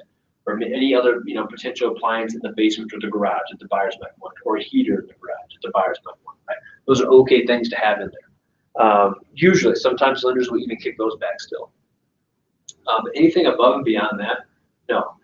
If your buyers want them, you want to get it in writing. You want it in there. If they don't want them, you want to get it in writing. Don't just assume that the nasty refrigerator in the basement is going to be moved out. Because guess what? The purchase agreement says refrigerator. Which one? Okay. We could get shiesty, right? If you don't want something there, make sure you put in there. Hey, and oh, by the way, the refrigerator, that yellow refrigerator from 1976 in the basement, to be removed prior to closing or prior to final walkthrough, whichever you want to go with, right? Because if it's there and it's clear as day in the contract and it's not out during your final walkthrough or during closing, you can go back to the contract and say, hey, it was agreed. All parties signed up on this thing's to be out of here, so get it gone, right? Or pay me. Absolutely. Absolutely. If you're discovering it before closing, you're having time, you can say, hey, here's the deal. You can be reasonable. I understand it's probably a you-know-what to handle that thing for the right price. That's fine. We'll take care of it. I just want to be reimbursed for it, or I want a reduction because I'm the one that's going to have to deal with that, right? It's that tiny stuff right up to closing that'll get you. It just makes you so angry. It's cost me money over the years, right? It's the cost of doing business. I think I told the story last week where I represented the buyers and the sellers had this piano in the basement that they were supposed to have out. We went through final walkthrough. Hey, the piano's still down there. Oh yeah, we're gonna get it. It's gonna be out by closing. It's gonna be out. Well, guess who moved into their new house with a ratty old piano in the basement? Guess who got a phone call about it? So guess who was renting a U-Haul and getting somebody to help them move the piano out of somebody's basement because the sellers didn't do the right thing. I'm not just gonna let my buyer deal with it, right? I can get it out of there. You know, by the way, she's been a phenomenal client of ours ever since because we did that. My sister bought a house on the lake from the grandma. The granddaughter came in the night before the closing, Oh man. took all the flowers and plants. From the outside? Oh wow. It That's was in the contract. bare. Maybe not in Wisconsin, I don't know. That was crazy. She was mad that the house got, the grandmother passed away and. Right. Yeah. Obviously upset, but yeah. Just, It's just unbelievable the things that people will do. that's crazy. And it's our job to help keep tempers in check and say, okay, what can we do that would make it right? Or what do we need to do to reach an agreement to still keep this thing moving? Because let's be honest, yeah, I know a hole got put in the drywall while they were moving the couch out, or I know this was left, or I know this or that. Is it really worth not closing or being sued or losing thousands of dollars over? What can we do to reasonably come to a solution to make it right and still move forward? Right? I'm on your side. Don't confuse me. I'm on your side, Jake. But here are a couple options we can look at. Right? As people will start to say things like, "Well, whose side are you really on?" And I say, "My own." No, just kidding. Earnest money. Okay, so it's in the seller's best interest for the buyer to put as much into escrow as possible, as soon as possible. While the Board of Realtors has a standard practice we really don't have a standard practice. We do have some verbiage that requires it be deposited within a certain, or delivered within a certain timeline. That's about it. The amount is often negotiated. So when you hear earnest money, like if Debbie, if I asked you, or if I asked anybody in here as your client, as a buyer, well, what should I do as earnest money? What would your response be? What can you afford? As much as you can. Okay. What else? 1% generally, but. I hear that often, this 1% thing. I think it came from the world of REOs because banks had that requirement. It usually had to be a certain percentage or X amount. But I always, depending on the price point, I always usually $1,000. Oh, really? Yeah, usually $1,000. That's what I've gotten by with for years. For years. But if your offer is in multiples, isn't it good to go We in? might bump it up, but really, what did I just say it's all about? It's all about the debt. My humble opinion, this is probably only 80% true. This is me just trying to speak plainly. Earnest money, not really that relevant. Yeah, it doesn't do anything. It's not really that relevant. Yes, it's relevant, but honestly, how big of a deal is it? You can get it, I mean, you're not gonna keep it. Right. And it's so easy to get it back. It's just kind of something you do, I guess. So even on the higher price homes, you're still going in at, That's like, depending on the price point. okay. Like if we get up into the 3s and 4s, and it's okay when you be somewhere between 3,000 to 5,000. I'm still keeping it low because I'm mitigating and minimizing the risk to my buyer as much as possible, right? And very rarely do we have sellers come back and ask for people to up their earnest money. It just doesn't, it rarely happens, right? If you're in multiples, you might choose to go in with a bunch of earnest money. Though it's up to you. But let's say we have a property that's listed at $300,000. We have one offer come in at $310,000 and $2,000 in earnest money. We have another offer come in at $305,000 and $10,000 in earnest money. Offer one, offer two. Oh, by the way, they're both 20% down conventional financing, both on the same day. Which one are you gonna go with?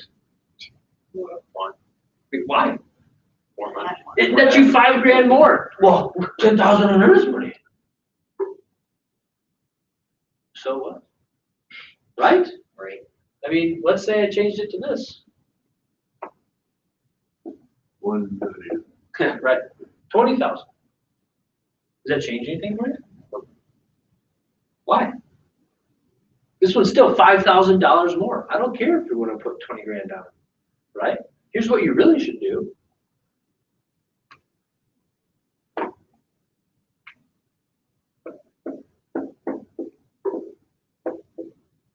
Now which one are you gonna pick? 2. Right? Even less than that, but it nets you $5 grand more. I'm gonna pick that option every day, all day long. Right?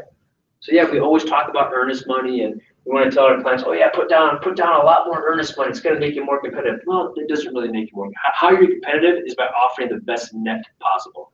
That's how you're competitive. Right? Now, if you can offer a great net and do a substantial chunk of earnest money, well, now you're looking really attractive. Right?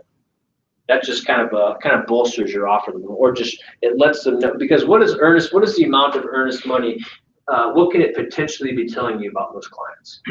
How financially stable they are. Yeah, how much cash they have on hand, and the more cash you have on hand, typically what? Yeah, the probably more solid of a buyer you are. Yeah, if I'm telling you I've got 20 grand that you could cash tomorrow, in terms of my earnest money and put it in an escrow, I'm probably thinking, wow, that person probably pretty sound. I'm not going to take $5,000 less for that, but it might factor into an equation of offers that have similar nets, but this one's got 2,000 in earnest money and you're 10. Now it might be a difference maker. So that's why I say it's not relevant, but it can be relevant depending upon the situation you find yourself in. 310, earnest money of 1,000, earnest money of 10,000. All things considered equal, which one would you go with? Probably the 310 with 10,000 down. I'm just more comfortable with those buyers, right? So don't get too bent up around the axle about earnest money. Don't let your clients either. Repairs. Most offers are contingent on the outcome of the home inspection and necessary repairs. Depending on the complexity of the repairs, buyers may ask the seller to make the repairs prior to closing, subject to a follow-up inspection. Deduct the repair costs from the sale price or pay a lump sum at closing to cover the costs. So here's what I'll say about repairs. During your initial offer, if you have issues regarding repairs, etc., just have your offer reflect that, right? If during the inspection you uncover other things, that's another point. That's a different thing. You would negotiate the repairs and negotiate a price reduction at that time, right? So just keep that in mind. That's the best way to go about it. Any questions on that? All right, page 14, but let's take a little bit of a break. It is 11:05. Let's pick it up at 11:15. Sound good? Jake, what kind of a situation are you in with the purchase agreement that you wrote with the inspection clause? Yeah, we got it's like a ton of nagging little things that they want the sellers to fix. Oh, I have a list actually. no, I was just. I have a list. Let me No, I this scroll. no, it is. It's so So you're the buyer's agent? yeah, I'm the Okay. buyer's agent, and this is our second house where they've they've Okay. had an inspection and then they pulled the first one, Okay. and now we're going in again with all these things. Oh, wow. I know, and I went all the way up to the cities because they had a longer list, and so I drove all the way up to the cities to narrow it down, and this is as far as I could get it narrowed down to. Where's the house at? Over in Alberley, Oh, my hometown. But so why did you drive to the cities? because they're from the cities, Oh, okay, to talk to them. yeah, they're kind of irrational people.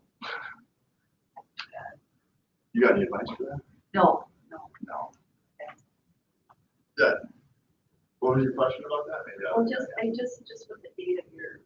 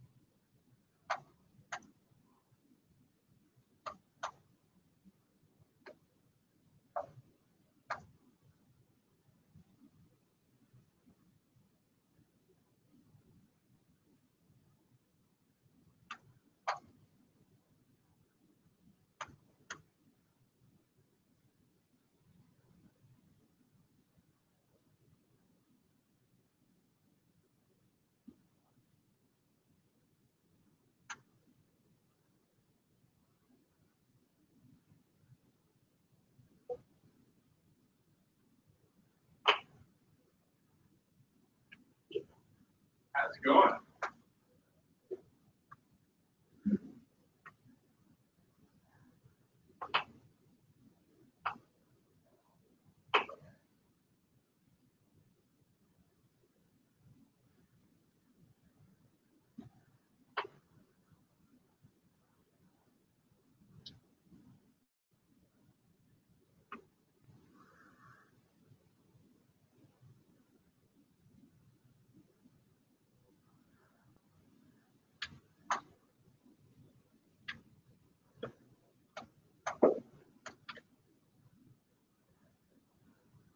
Are you familiar with Maury? Oh, and this, it works for anything like that. Oh, just something that coming up. I just don't know much about Maury's. This is a tax thing, it's not like, it's not a real estate thing. Oh, I got you.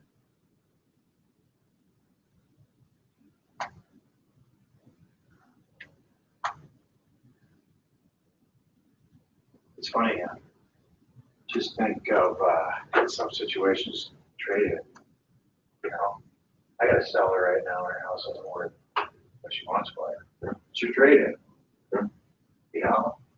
I know you love it. Yeah, but it's go to like- the used car man. It's like calling your kid ugly. Oh, yeah. Your kid's ugly. Yeah, yeah, You know? sure. It's a delicate situation. Had I not been trained in that for so many years, I don't think I would have been able to handle this client. She's nuts. That one I have last week, he's not crazy high, but he's high. You know, we forget the fact that we know this, but a lot of, I was just talking to my wife about this. When something doesn't sell, we know what to do. Sure. It's too expensive. Lower the price. Sure. That's not common knowledge. I thought it was. True, and I agree. This lady thinks that people are out to get her. No, and this, Not that this guy's the same way, there was a house down the street how can you believe that? that he's comparing his house to. And he thinks because he put on a new garage and the inside is. Oh, when they clean, spend money, yeah. But it's, it would need a lot of work to get the price that he wants. And I look at the house down the street that sold less than his, but doesn't have the garage. Granted, he's got a nice new garage, but they put in a ton of money and opened it up. You know what I mean? And it's one Sure. of these kind of Victorian houses that's out single home. Oh, boy. His is still not, and it's still got little rooms, and it's still, and I cannot get across to him that. That right buyer is out there that wants that just the way it is. You can find it. Yeah. Yeah. Your Yeah, double, exactly. Your double is out there. Find Yeah. him and he'll buy this house. And that's fine. That's the hardest stuff. The unique stuff is the hardest. You just gotta keep telling them your uniqueness, you know, it's just gonna be hard to find a buyer. For sure. There's a house up in Minneapolis that I guess is kind of famous for. No one wants to buy this thing. No one. And Is it big money or what? it is not. It's like a weird shade or something. I bet Zach knows that. Yeah, they've been trying to sell it for 2 years, and then I've gone through like 4 or 5 different agents Oh, really? on it. New agent like, I got this. I Yeah, got this. no problem. I got this. Roll up the No, you Yeah. don't. Do you want to come here? Do you want to meet for lunch? Doesn't sound great. Yeah, my office is fine. And the market's so horrible Okay. across right now. There's just not a lot of houses. Okay, It's everywhere. That's like Okay. coast to coast. Crazy. Yeah. But I think this market is. all right, that's fine. Okay, I think it's gonna swing. all right, thanks. Interest Bye-bye. rates going up and. I mean, uh, what's been Alright. happening in the stock market, that helps everything we need to know about housing. Things are gonna And it's already down, what, 300 and something I today? was just watching it, yeah. Yeah, She's just, it's crazy a little bit. It was down, what, 780 Yeah, last week? or Yeah, on something? Friday, yeah, it was. Yeah, just Yeah, she's dropping. Bloodbath. for worst week since 2012. I don't like to look at it when it's good. I don't look at it when it's bad. This is, it's not gonna be a pretty week. There's a lot of panic that the market reached its high. And whenever that happens, whether it did or not reach its Yeah, yeah. high, there's always a period of People that, panic. yeah, you're in for the long haul, you just gotta relax, there's gonna be ups and downs. Those. Yes, but that is not, it's just not how people invest. Like whenever anything is going well, there are a group of people that absolutely do stupid things. And the problem or issue is there were people who did stupid things before them who it really worked out for. Oh, sure. You know what I mean? The first guys who bought Bitcoin for $100 a coin on their credit card, and they just maxed out a credit card. Yeah, 10 grand, you know. Whew. And they sold it 15 or 12 or whatever. They look awesome. But then the dudes who did that at 15, Yeah, try to do it again. and they're like, yeah, we're going double. No, they're not how it works all the time. It can get painful. I was talking about that house up in Minneapolis. I think it's kind of famous for being terrible or hard to sell. It's been on the market forever and ever. It's a weird shape. Do you know what I'm talking about? It's like a weird, I think it's like a dome house or something like that. Really? Yeah. And it's been on the Not off the market top for of a my couple head, years. but has it really? I think so. Someone was talking about it. And it was just, In Minneapolis? yeah. It's like a terrible, I think it's like a multi-dome home or something. It's some Sounds weird. weird, man. Yeah, and so they can't find a buyer for it, and it's gone through a bunch of different agents, so they don't know how to price it. That's one of those listening that's like, do you want it? Which in this market, if you're having trouble selling and your price right, always price, man. Somebody will buy a dome house for. Well, and that's the problem is, that's what they were talking about in class. They're like, is it priced right? I don't know, man. Let's look at all the other multi-dome houses in town. Yeah, exactly. There aren't any. Well, they used to have one that's been torn down and rebuilt upon.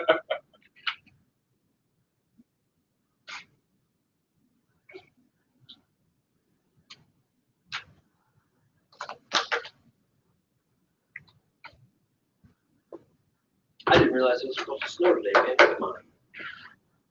On and off all week, I think. Really? At least it's relatively warm, all things considered. Is it? Yeah, if we're above zero in February, I'm happy with that. I'm positive. Pretty sure we're very close to that mark. Yeah, Barely. one. That's a victory. Could be negative 20. Huh? Could be negative 20. That's true. It could last. I've got right now, I've got 9 degrees. Yeah, well, In you're not Rochester. That's fine. That's might as well be. I know. Did you see all the Facebook news? Speaking of Facebook stuff, What about Facebook for the first time ever had 1 million less users last quarter than they did before. It's the first quarter they've ever fallen. They finally got rid of all their, or 1 million of their fake accounts. Fantastic. Oh, well, yeah, maybe. And Those are all the Russian hackers. the other thing, there was a big study that said that heavy Facebook use leads to long-term psychological issues. Perfect. Like the long-term psychological issues, like I need to own a home. Fantastic. Not just one home. Yeah, exactly. Honey, let's go buy another home. I keep seeing these advertisements. We gotta call this Ben guy. He tells us. Right. Well, it is interesting, and I always forget the other two, but I was somewhere and somebody was talking that they're really, if you look at all the wealthy people in the world and throughout history, they really generated their wealth through one of 3 things, and one of them was real estate. I probably stopped listening at that point. But it's interesting to me. Yeah, you need to own, one of the ways that you can build some wealth and achieve financial independence is through owning real estate. I think the other was probably the market. Stocks and stuff. The other was probably owning businesses, which is very similar to owning stocks, but it's very interesting. Okay, page 14, the 3 Ps approach. Negotiation is a skill that can be learned and perfected with experience. A lot of it has to do with asking just good questions. The best practice for negotiating and bringing the buyer and seller together is the 3 Ps approach. Prepare, present, and position. But I would probably add something to this too, and I can't think of another P word to go along with it. But in addition to preparing, presenting, and positioning the offer, each time you do this or every time you're working a transaction, you're negotiating, you need to also be learning. Learn what worked, what didn't work, how they responded to this or that. Learn the mechanics and the specifics of how these things actually play out. Know the financing, what that means, what kind of implications that has for a deal.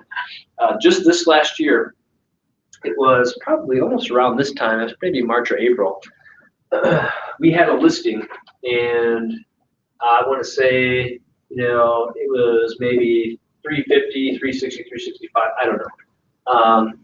And we had a cash offer come in, all cash. And they asked for 3% in closing costs. Now, how does that strike you? Weird. Thank you. I also thought it was weird. Well, this other agent happened to be a little bit weird. I'm just kidding. I was just a reporter. I don't want to get in trouble. But here's the deal. And honestly, hopefully I never get in trouble for saying this or admitting this. But the reason I did this is I wanted to prevent any future problems for my sellers. I didn't want it to be something that was missed and caused bigger issues down the road. But when I was on the phone with her, I said, you realize if you're making a cash offer that you will likely not need anywhere near 3% for closing costs. You realize that, right? Like, I went out of my way to be nice and kind of help this agent realize you're probably making a mistake. And she said, nope, that's what we're going to do. Okay. So what do you think I told my sellers when I coached them on the offer and accepting? Don't negotiate at all. Yeah. I said, yeah, well, there was some negotiating that we did. But I said, here's the deal, guys. This is actually really good news, because if you agree to pay that 3% in closing costs, there's a good chance that you're going to actually, that a bulk of that money will stay a part of your net proceeds, because they will not be able to utilize it.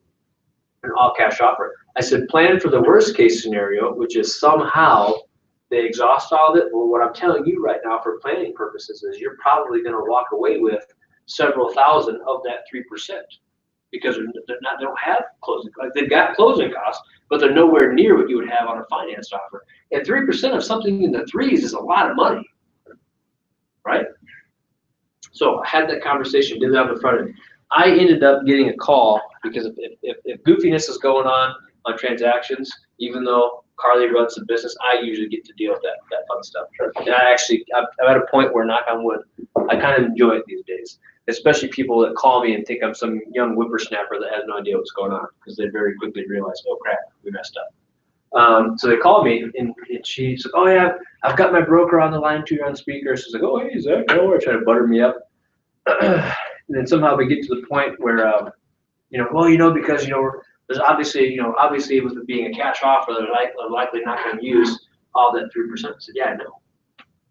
That's why I told your agent. Long and short of it is that conversation didn't get them anywhere. A couple of days before closing, what did we get from the title company? Got closing documents, closing statement. And this is what it said in the closing statement. On the buyer side and the seller side, $10,000 seller credit.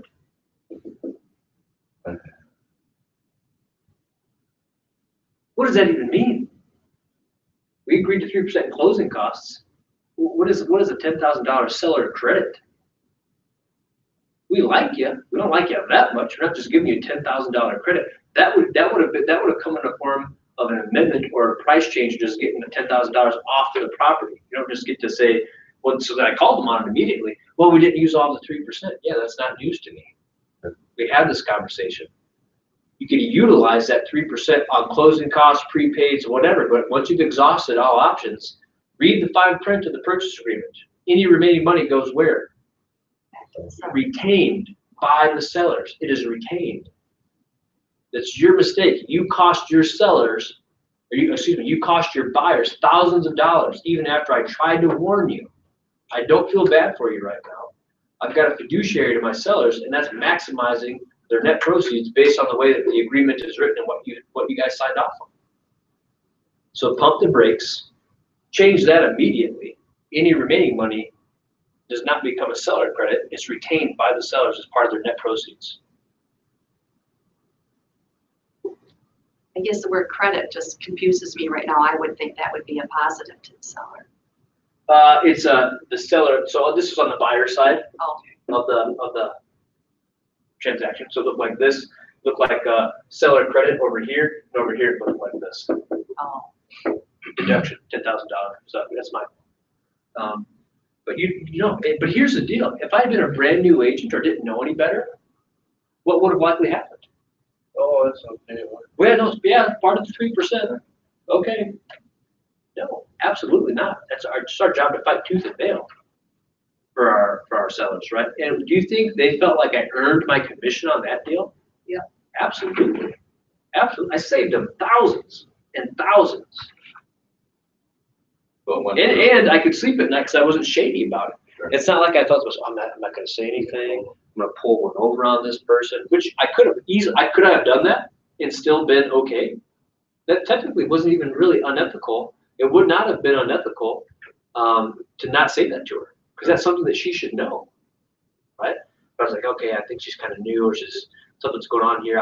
What I wanted to do is not have an issue later on down the road. Because had I not had that conversation a couple months ago, and this came up the day of closing, might have been a bigger issue. It's like, hey, no, guys, I told you about this 2 months ago. I've got it in writing. And the broker tried pulling one over on you. Absolutely, he did. First off, I'm really confused because I received 2 different calls from 2 different people claiming to be her broker about 2 separate issues. One of them was when the original agreement came together, because there was a bunch of back and forth, whatever, and we signed off on and submitted the paperwork back, so we had an accepted agreement. They wanted to be like, well, this is oh my gosh, I wish I could have this recorded, because her broker said this to me on the phone. Well, it really doesn't matter what it says in the contract. And I wanted to say, hang on, man, I just want to level with you for a minute. Are you really the broker of an office, and you literally just said it doesn't matter what the contract says? Because if that's the case, I think we need to hang up this phone call, and what you need to do is call Minnesota Realty School and reschedule some broker classes, because now you're just wasting my time. Sure. I'm being professional with you, but sir, the whole reason we have contracts is because they govern these transactions. Exactly. That's exactly how it's supposed to be. Well, not just real estate, let's just take all contracts. Right. I had to try. I can still remember where I was when I took the phone calls. In my car, in a neighborhood, because I pulled over because it was a relatively serious conversation. And I could still see it was the wintertime. It was a little snowy at this neighborhood. So is this guy really saying this? The best part was this, though. He thought I was my brother. My younger brother, Cole, he has a real estate license, and he does deals on the side. He's really young. He's like in his 20s. But he also bartends at Green Mill. And so this guy's like, oh, hey, how are you? Yeah, you still bartending that? I'm like, no, dude, I do this full time. I've been doing it for years. He was like, oh, you could tell. He's like, oh, crap. He thought I was just going to call, smooth this over. No problem. This young kid has no idea what he's doing. No, we pumped the brakes on that pretty quick. And then it came down to this. So as you're negotiating, you're doing transactions, know the mechanics of these deals, how they're likely going to play out. So that when you're negotiating terms and reaching an agreement, like really, I'm playing a little bit of a chess game here. 2 months ago, I agreed to something knowing full well it was probably going to lead even more money for my clients. But I also manage my clients' expectation by saying this: best case scenario is they don't exhaust all of this and you get some of it back. Another likely scenario is somehow they potentially do. So you have to plan on, worst case scenario, this will be your net. Anything above that is a bonus, right? That's how I framed it up for them. Because honestly, like if you want to get super specific and creative, buying down the rate, well, really they didn't have a rate to buy down, right? There was no origination fee because it's cash. Those are all closing costs, right? But you can pay your homeowner's insurance, maybe another year's worth. You can prepay property taxes. They did buy a home warranty, which part of my strategy was I beat them up on this and said, you can't buy a home warranty. The contract says no home warranty to be included. And they came back and said, oh yeah, we can use it on a home warranty. But I was like, okay, fine. Just buy your $500 home warranty and give me back the rest of my thousands. I'm okay with that, right? So part of that was I kind of structured it in a way that made them feel like, okay, we won one battle, when in reality, I don't care. I have your home warranty. That just means I'm not going to get phone calls after closing meeting. Right? But keep that in mind and look for stuff like that in contracts, right? Well, the purchase price is $150,000, and they're only asking for 3% of closing costs. Is that going to be enough?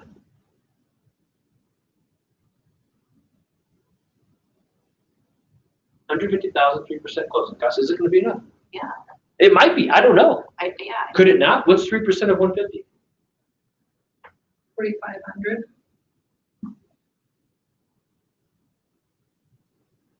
That might not be enough. It might be, but it So- might not be. It So you depends on the should lender. really, yeah, talk with the lender this year. Go to the lender and talk to them. 3% of 450,000, is that gonna be enough? 3% of closing costs for a sale price of 450,000? What's 3% of 450,000? A lot. 1,350. Probably way more on closing costs than you need. Oh, And I know who a math genius is in the class over there. Yeah. So keep that in mind, because we just, especially when we're trying to do things super fast, we just default to, oh, just ask 3%, ask for 3%. And then later on down the road, you realize, oh my gosh, 3% of 150 is only 4,500. Closing costs are really $6,000. I went 1,500 on the table on accident, right? Or, ooh, I asked her 3% of 450. That was what'd you say it was, Debbie? 1,350. It was 1,350. I really only needed about 9,500. So what am I gonna do with all this other money I just negotiated? Because if we don't use it, what happens to it?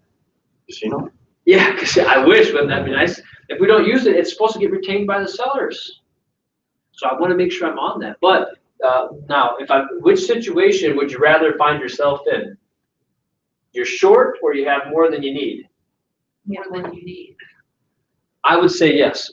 Sometimes it depends upon the amount, right? I would say I'd rather be short 500 than have 6,000 more than I need and not be able to use it, right?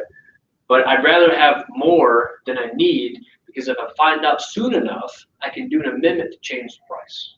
Oh, Somebody learned something. Yes, very good. I'm just joking. I love it when I get positive feedback. Oh, that sounds good. I should probably learn about that. So if I have a home that's at 200,000, right? Let's say that we agreed to 200,000 as a sale price, and let's say we agreed to $8,000 in closing costs, right?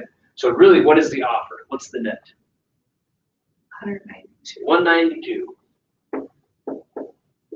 How'd you get that, Debbie? I subtracted 8,000 from the 200. Absolutely. Which gave us 192.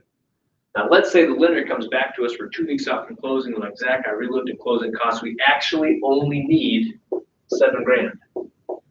Well, what does that mean right now? $1,000. There's $1,000 on the table, right? That we're not, if we didn't use it, where's it go? Back to the seller. Back to the seller. So what can we do? reduce the price to 199. 199 and 7,000 in closing costs. Gives a net of what? 192. The same net, right? That's why I tell you guys, the price is not relevant. The sale price is not relevant. The net is relevant. We can go in at 200 or 199, vary our closing costs, and we're still netting the same, right? But in this new scenario, what did I do with that extra 1,000? I didn't lose it. I captured it in the form of a price reduction, right? Oh, by the way, do the sellers have to agree to do that? No. They don't have to. If you want it to happen, they have to agree to it. But then you could come to and say, hey, Mr. and Mrs. Seller, here, okay, so I'll give you two different scenarios. Here's one scenario. Jake, you're the listing agent, I'm the buyer's agent. Jake, here's the deal. Man, we were a little bit off on our closing costs. We got the wrong amount. We're actually leaving $1,000 on the table. So I'm gonna send an amendment your way that changes the price to $199 and the closing cost to $7,000. Here's another way. Hey Jake, it's Zach. Hey, I'm gonna send an amendment your way. We're just refining a couple of things regarding the sale price and closing costs. We got some updated estimates from the lender. It doesn't change the net to your seller at all. I'm gonna send it your way for you guys to sign off on. Let me know if you have any questions. Which of those two scenarios do you like better? Second, Why? because it doesn't alert him to the fact that Yeah. it's Very tricky. What did I hone in on in that example? just that the Does not change the net. It does not change the net to your sellers. Because if you tell the seller, say, just sign off on this, it's really not a big deal. It doesn't affect your net. What are they gonna say? Or whatever. Oh yeah, whatever, that's fine, as long as we're still getting the same amount. The first thing I said to him, what did I tell him? Change the sales price. I said, we're leaving $1,000 on the table, right? What is Jake gonna think? word for my seller. Sweet, more for my peeps. I'm not gonna sign off on it. Zach, you guys should have been accurate with your estimates at the beginning.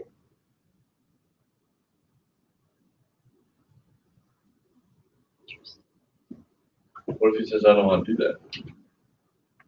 Does he get, then, is he, Sellers have to agree.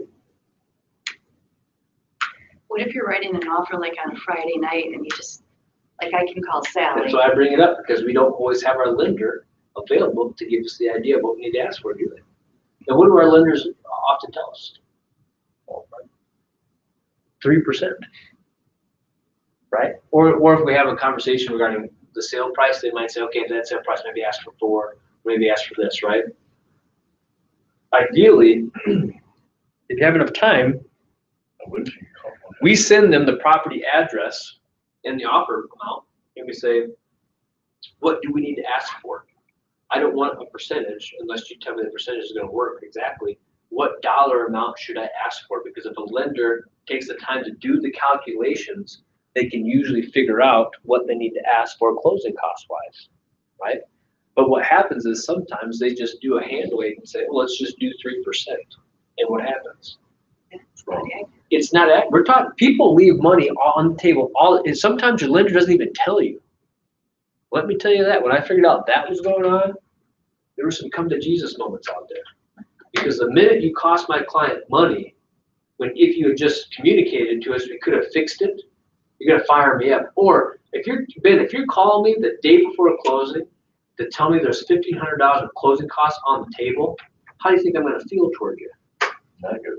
You are not gonna be a lender I use in the future at all. They get fired up about that because these are my people, right? And if anybody has to break that news, guess who it's going to be? Wonder. The lender's going to call and Here's share, the number. share that great news, Yeah. right? You know what I mean? But that's why you have to kind of hold them accountable. I love lenders, and some lenders are much better at it than others, but get some good, accurate estimates regarding closing costs. Is it always going to be right on the money? No. So that's what I tell them. Debbie, if you're my lender, if you're the lender we're working with, do me a favor. If we're going to have any overage, let me know as soon as possible. Because I'll go right back to when I do an amendment to close the gap. I've never had, I'm gonna knock on wood, it's bound to happen someday. I have never had a listing agent or sellers not sign off on making a change like that. Really? Yeah, and sometimes it's for thousands of dollars. But they could. They could And say, they could retain that. absolutely, That's crazy. it is. But at the same time, it doesn't change their net if they sign off on it. Which when people hear that, they don't necessarily think, because when you say it doesn't change your net, what's the first thing that comes to mind right away? It's not going down. Okay, as long as my net's not going down, I'll sign. Nobody ever thinks, well, would it cause my net to go up? Nobody thinks like that, right? That's why we frame it, hey. It would though. Huh? Wouldn't it though? It would, Yeah. and that scenario would cause you. Nobody figures that out. It's crazy. Okay.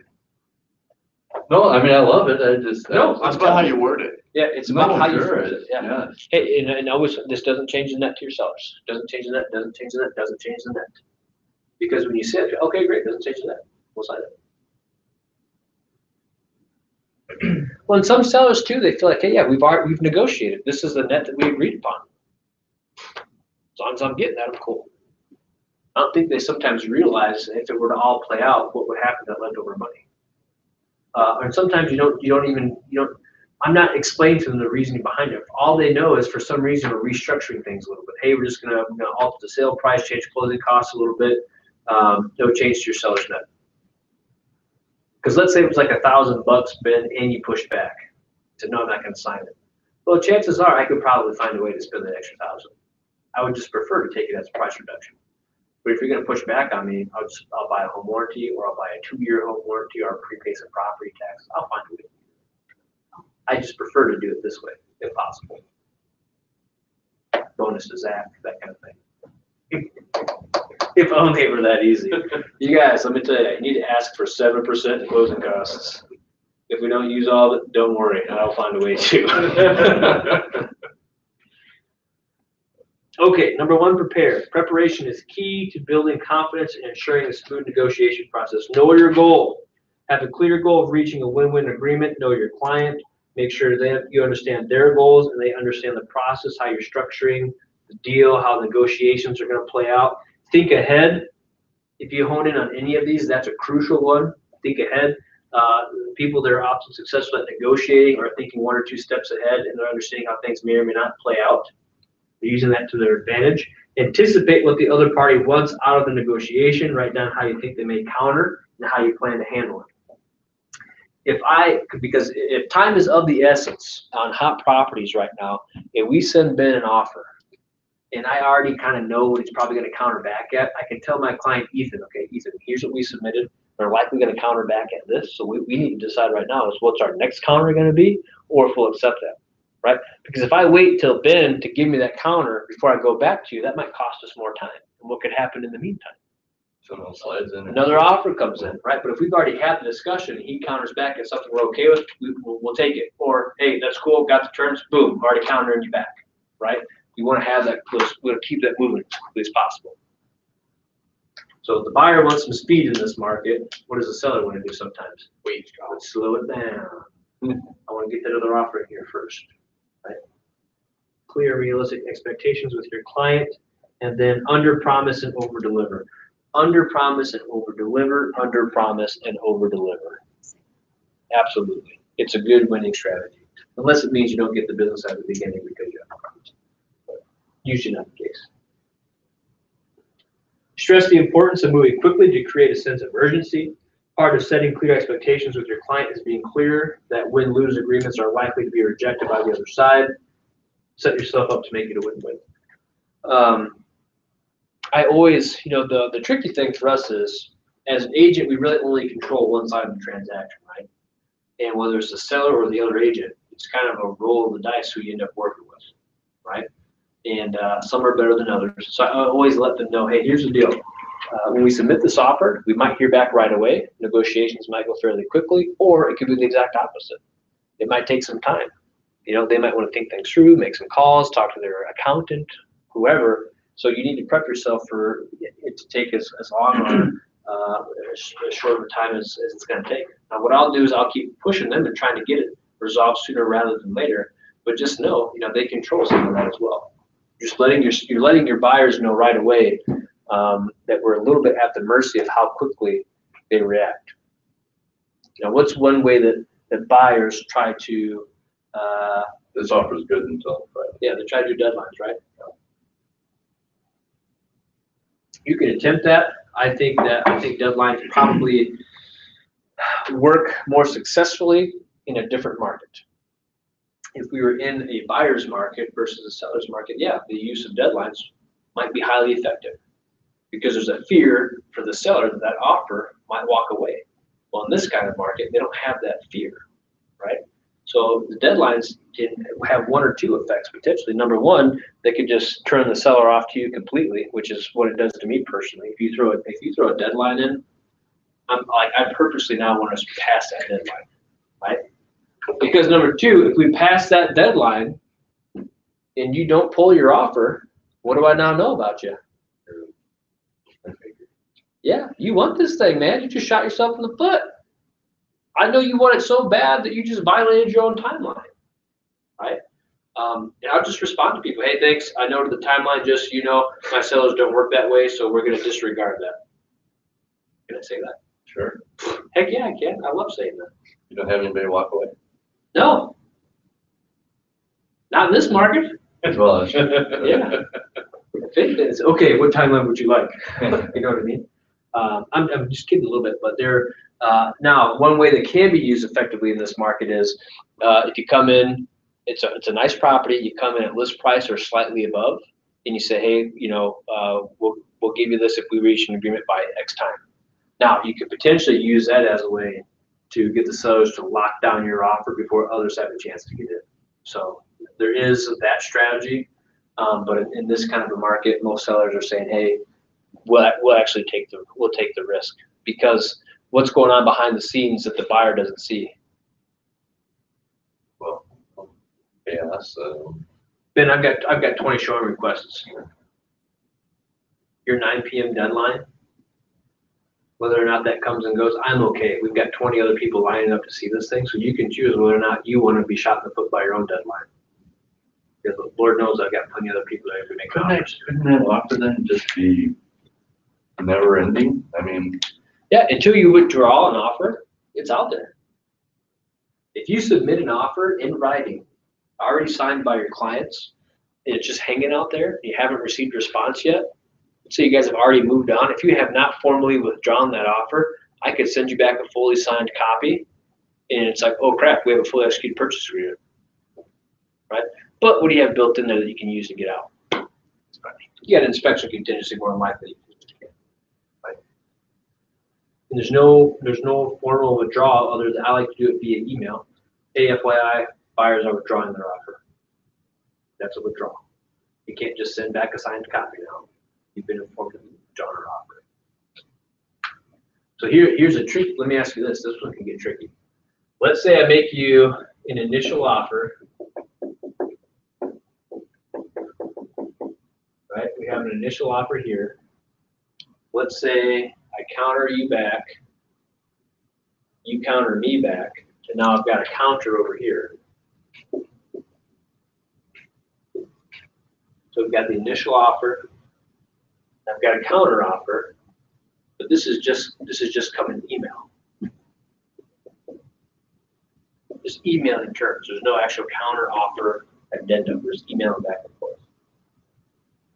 Well, if all of a sudden I like this better than what's being talked about in this email, this counter email, could I potentially just have my people sign this and send it back? Why not? Huh? you've had a counter in between there. Right? Have I? But you haven't signed anything, you've just been talking? Yeah. Yeah, no, it's not in writing. So the offer in writing is. If I signed it and send it back, what do we have? It's signed purchase. Just got a fully executed agreement. Right? No, once you counter, then it cancels any previous. Is this a formal counter though, or are we just emailing back and forth, trying to iron some stuff out? I guess it depends on what's in that email. I'll let you finish that train. Yeah, what do you got? Well, shoot, I lost my, okay. So what if they sign the initial offer first, and then they send a counter after that? This is what we have, signed, fully executed. So I don't know if I can Anything make other that. than that, you know, whether it's a counter offer or an amendment or something, would have to be signed off on by both parties for it to be legal and binding. Okay, yeah, maybe they don't even do that actually, so. Yeah, well, but I think it's a gray area. But so that number 2 is not really a counter. It is and it isn't. It's just an email. It's just Yeah. talk, right? I mean, essentially it's a counter, And then I would say. but it's not on a counter offer addendum. Right. So that's But why it's you're in writing. I would emphasizing, say it's. that's why you're emphasizing the email versus a phone call. Or even if it was a phone call. A phone call is even worse because it's not in writing. Well, then it's, well, I mean, if it's not in writing, then. Right. Oh, all bets are off. Here's my takeaway for you. When you're communicating with agents and you're talking, be very, very specific. Hey, FYI, the terms of our initial offer are no longer on the table. Here's what we're willing to counter back at. Because what did I say in that communication? I basically said this is not on the table anymore. It's these new terms that we're discussing. When you do it and you sign it on the paperwork, doesn't it say? It asks if there are any counteroffer involved. So if I counter, I swear in the paperwork, it says this negates any previous. And I do a counter, That's your counteroffer. Official counteroffer, right? Right, in Right, but paper. he's not, that, but he's doing an email. right, And so I emailed Zach, hey, this is our counter offer, and we want the purple goat with the house. And I would just send I would send an addendum with counter offer terms. but what he's. That would be the purposely staying in the safest. gray area to say, Yeah, because real estate we're swimming in the gray area. Right. We're swimming in it. and you're certainly swimming in it, but just talk. But Absolutely. I'm saying email. An email is different than an actual counter offer addendum. Right? Because this is an official presentation of new counter terms. Couldn't you and I write up a contract It is right now and addition. say, Zach, I want to buy your house. Yeah. And if you signed it, or it's in writing, that is a binding contract. You right? could claim it's a legally binding contract. Even though it's not official paperwork. You could technically, you could sue somebody and say that we had a legally binding verbal contract. The question is, were there witnesses or not? How credible are they? And the Right. judge, And the judge contracts or anything, could be a napkin, right? What I'm getting at is, when it comes to, remember, we're talking negotiations today. When it comes to negotiations, always cover your butt, always hedge your bets, always do things in writing, always be transparent with your clients, only do things that they're authorizing you to do, right? And get things signed off on sooner rather than later, right? Because let me give you another scenario.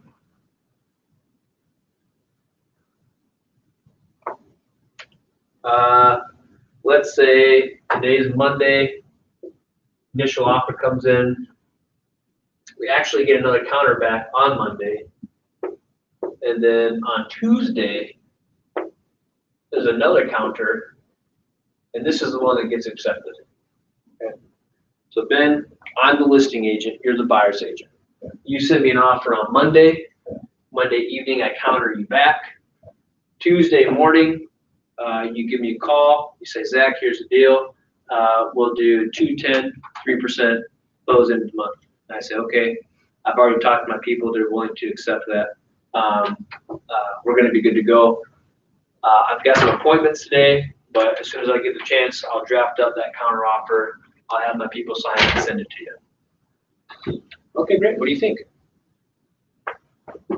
Yes, we have a deal. Well, Tuesday afternoon, a new offer comes in. And then that evening, I call you and say, hey, Ben, FYI, I know we spoke earlier today, some things have changed. Just calling to let you know the sellers have accepted a different offer. Thanks for your consideration of their property.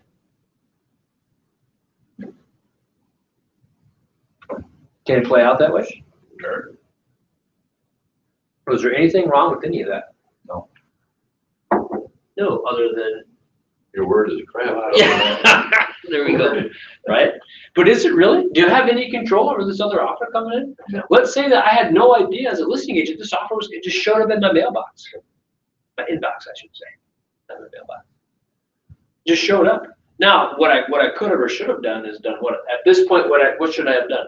Contacted them. The professional thing would have been usually say, hey, Ben, FYI, I know we talked earlier today.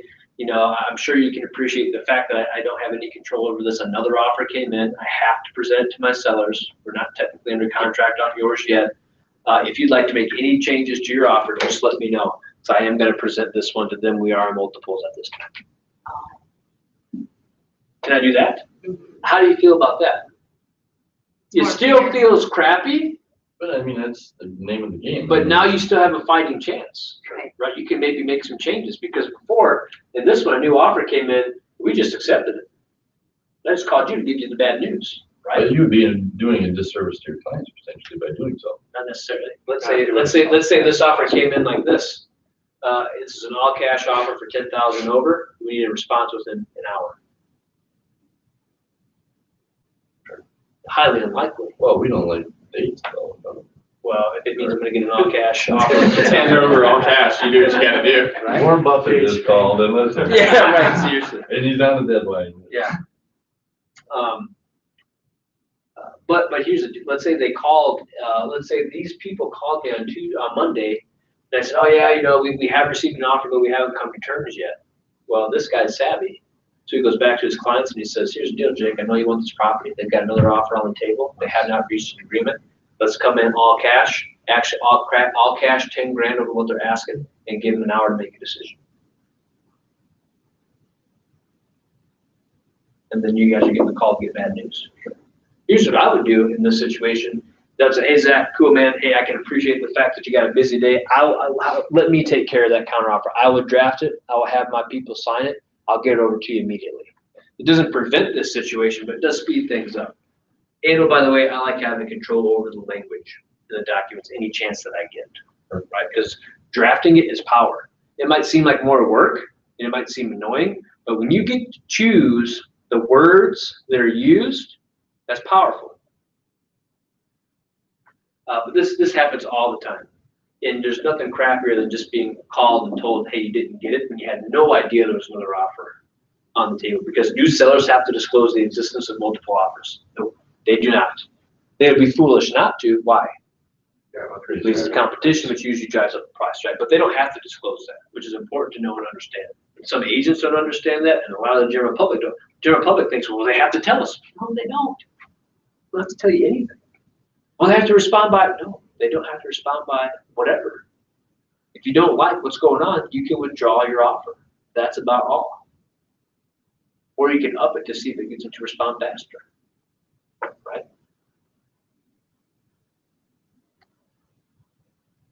Sneaky there. Yeah, now, well, let's say, Ben, let's say that, I'm kidding. no, let's say that it wasn't a phone call that we had where we agreed to terms. Let's say you emailed me the new counteroffer terms, no addendum. You emailed me the terms, and I responded in writing via email and said, yep, sellers accept that counter. It'll be a little while before I draft up the addendum, but I'll have it your way this evening. Another offer comes in, and we just accept it. What are your thoughts on that scenario? Yeah, still the same because there isn't anything. Because the clients haven't signed it, but he's Right. working on behalf of the clients, if we have, I don't know, got a leg to stand on there, I don't know, I mean, I would say, Cindy's right. You're both right. Same thing, no change. We don't have anything signed. Verbal acceptance. People say, oh, we have verbal acceptance. well, that's crap, we all know that. So until your client sign it, that's when you have it done. Well, if I can make it even more crazy. You ready for this one? Let's get crazy. Get crazy. Offer by the buyers. Over here we have our sellers, and let's say we have accepted, right? Okay, here's the offer, accepted. We have a buyer, we have a seller. Up here is the buyer's agent. Up here is the selling agent. Or let's call it the listing agent. I'm sorry. Listing agent. Buyer sends the offer, the buyer's agent, buyer signs the offer, buyer's agent sends the offer over, to the listing agent. Sellers accept it. Sellers sign it. They send the signed offer back to their agent. But right now, the agent has a fully, another offer comes in. Listing agent has a fully executed purchase agreement. Another offer comes in. Doesn't matter, they didn't have the receipt, they received that copy. Fully executed, delivered to all And parties. delivered, yeah. You ready for this? Buyers. You've already communicated to me this. Buyers are out of the country. Oh, jeez. I know for a fact, because you told me as a buyer's agent, they're not going to be able to review the offer, or they're not going to receive the fully executed purchase agreement for 2 days. Listing agent sends this back to the buyer's agent. Buyer's agent has a fully executed copy of the purchase agreement. Another offer comes in. Okay. All parties have not been notified. All parties, it has not been delivered to all parties yet. That's some gray area. Right? Oh, Right. Usually what would happen is you would argue it the other way around that, let's say that, How would the listing agent know?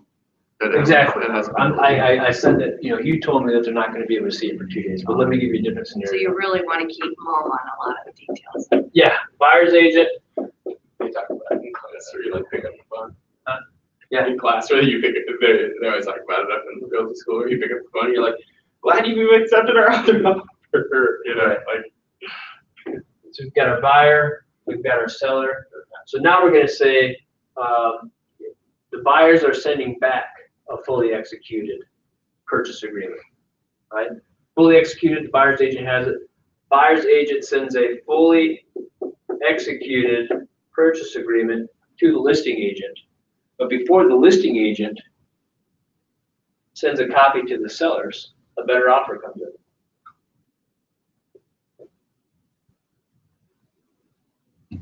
Is it under contract right here?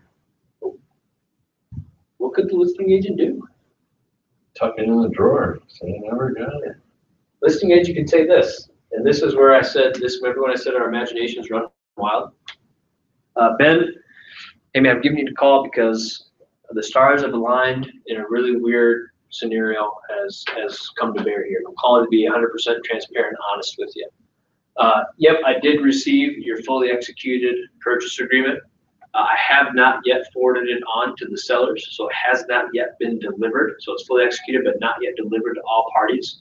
Before I could send it to my sellers, another offer came in, and it was better. I presented it and they accepted it. That would be like the worst news ever. Yeah. Versus another offer has come in. I have to present it. It's my job. So I'm just letting you know. If you guys want to change any terms, I know we've fully negotiated everything, but if you guys want to change anything, let me know. I mean, how do you feel about that? I think that stinks. Because it's fully executed, which means the seller already signed off on it, right? Well, isn't time is of the essence, isn't it, the listing agents? Yeah. Fear that, Because let's talk about this for a second, because Debbie brings up a good point. Well, the sellers have already signed off on it. Right, Yeah, but they don't have the fully executed version yet. right. The buyer's got the copy with the seller's signature on it, right? Which means it's, what is it missing? Until it comes back, what can the purchase agreement doesn't have what on it yet? seller. It already has a seller signature. Oh, but they haven't received it. Yeah, what is supposed to happen to a purchase agreement once it's been fully executed and signed to all parties? What does that determine? The final acceptance date. There's no final acceptance date on that purchase agreement until it's signed and delivered to all parties. So it's not a complete purchase agreement. Debbie's like, oh, that really stinks, right? Now, I'll tell you this, as a buyer's agent, if it's like 9 a.m. and I'm sending back a fully executed purchase agreement, I add the date. I put it on there because I'm making the assumption that as soon as I hit the send button, it's fully executed and delivered. Doesn't mean that's the case, but I'm just like, I just preempt that. Otherwise, I have to say, hey, we're sending it over to you. Please do me a favor, add the final acceptance date, send it back. I just add it, right? But until it's fully delivered to all parties, not just the agents, but all parties, you're in a gray area. And Debbie, you might be this person and you might think it stinks, but what does your fiduciary duty tell you have to do? You have to present. You gotta present. You gotta present it. And I would say if you want to stay out of trouble, you'd be extremely transparent with the other agent. If your clients allow you to, and say, Ben, here's the deal, man. I know this is crappy. I've been in this situation before. This is what happened. Don't hold it against me. Communicating it to you. If you guys want to make any changes, let us know. Right? If you handle it that way, you're gonna be all right. We're talking like the 1 in a million deals here, okay? But yeah, what's that? I like those. You like those deals? But here's the deal, because if you know that that's how it plays out, that arms you with the knowledge to know what your left and right limits are, right? Okay, be informed, obey the laws, know the documents inside and out. I cannot stress knowing the documents inside and out anymore. One of the benefits I get by teaching pre-licensing courses is when I teach people the forms, and I have to read them in exhaustive detail every so often, it really helps solidify in my mind. And I always try to learn from the other issues people have run into, right? I love learning from other people's mistakes or what they run into, because I just filter that away. Now, okay, now I know how to avoid that or how to mitigate against it. We add language to our contracts because you can add stuff to them, right? We add language to our contracts that protect our clients, that give them options that don't exist in the contracts the way that they're written. If you're a client of ours, you make an offer, something we always add regarding your inspection is this: if buyers and sellers fail to reach an agreement regarding the inspection items by the timeline on line whatever, this purchase agreement is canceled. All parties shall sign a cancellation immediately. Earnest money refunded to the buyer. That's the way purchase agreements used to be. What does it say now?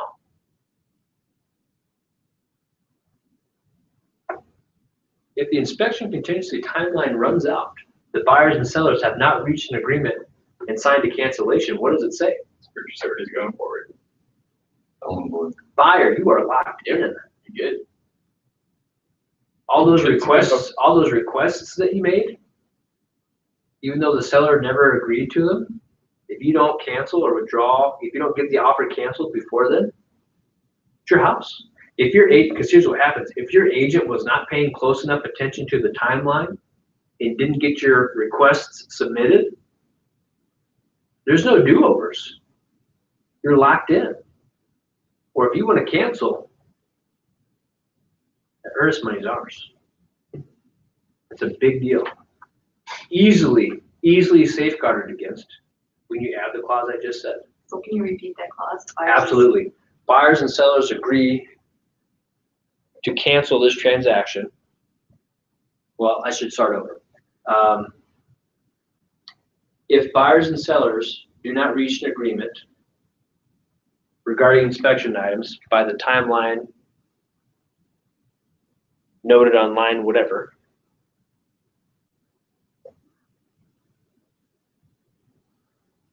buyers and sellers agree to cancel the transaction, earnest money to be refunded to the buyers. Yes, ma'am. Principal's office. That's the same thing. The other thing that we add is the conventional appraisal escape clause, basically. There's two big things. Okay, I'm going to buzz through the rest of this because we're a little bit overdue and I don't want to keep you guys any later than you need to be. 16, there was just an exercise. You guys can practice this on your own or do it on some of your deals out there.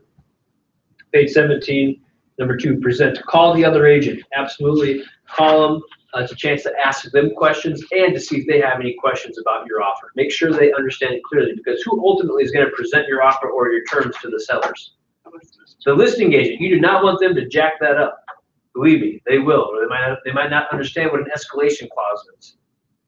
Let me explain to you what this is, what it means, and how it works, so you don't go jack it up when you tell your sellers about it and cost me the deal, right? Pay attention to nonverbal cues. Keep quiet once you present an offer. Listen carefully for what's important to the other party while you're asking those questions. Stay calm and relaxed. Focus on the customer needs and give your offer the best chance. Don't call up saying, hey, Ben, I know we've got a low ball here. Sorry, dude, but I got to throw it out there. And it's going to be well received. Just did your clients a huge disservice. Hey, I know this is a crappy offer, but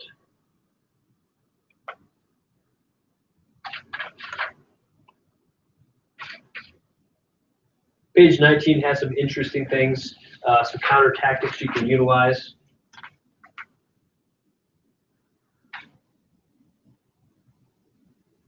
You use the hot potato one, for example. The other party tries to pass a problem onto you. The co-op agent tries to pass all the closing costs onto your client because the client can't afford them. Awesome. Have they called their relatives? Have they talked to anybody else they could possibly get some closing costs from? I'm not going to do your job for you. Figure it out. Have the conversations. Find some solutions. Good guy, bad guy, two people working together will take opposing roles. One appears friendly and considerate while the other behaves in a difficult or aggressive manner. Call them all their game. Call them on it. Come on, you're not going to play good cop, bad cop with me, are you? Call people on it. Probably not going to run into that too often, but that can be the case. Number 20, position. Positioning is moving both parties closer to each other until you have a full agreement. Acknowledge and affirm the common ground. Ask what and how questions. Mr. and Mrs. Seller, you're requesting a 30-day closing. What's important to you about closing in 30 days? My goal is to let the buyer know why that's important to you. Positioning is a process. Know when to walk away. Sometimes the other side may refuse to give your client the win they need despite your efforts. That's okay. find another property. Doesn't necessarily have to work.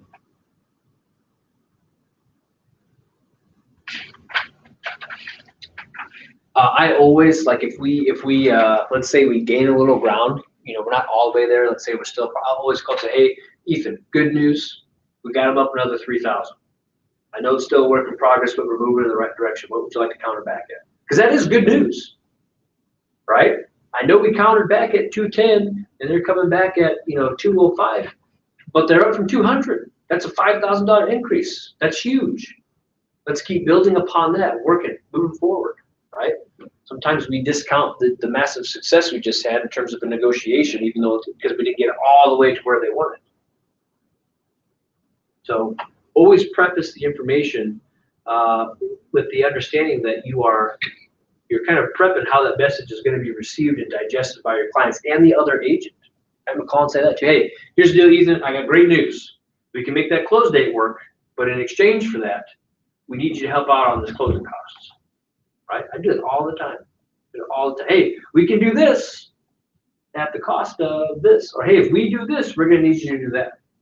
Right? It becomes easier when you phrase it that way for people to do that. Okay, well, hey, here's the deal.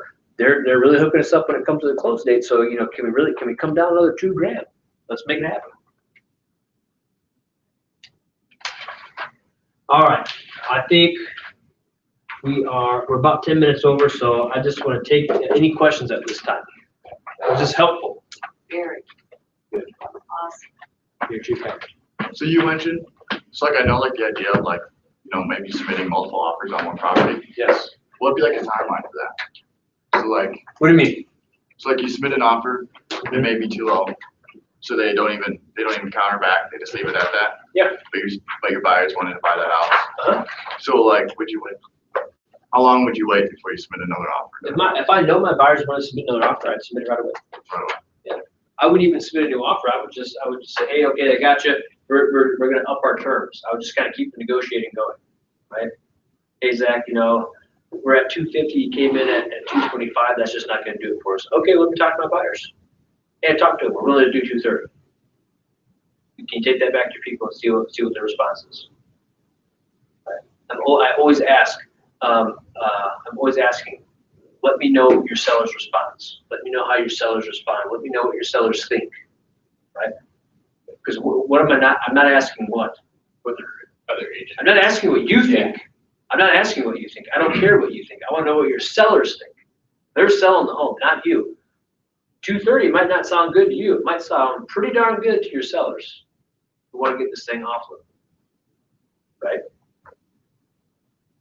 Did I answer your question though? Yeah, no, definitely. Okay. Any others? All right. Thanks for coming in, guys. If you're gonna go out and drive around, be careful. It looks like the snow has been coming down. Might be pretty slick out there. You drive safe too. Will do. Do you get to leave early today? Well, probably not. What I'm really doing is trying to stack and get as much in as I can before the little one comes, just in case.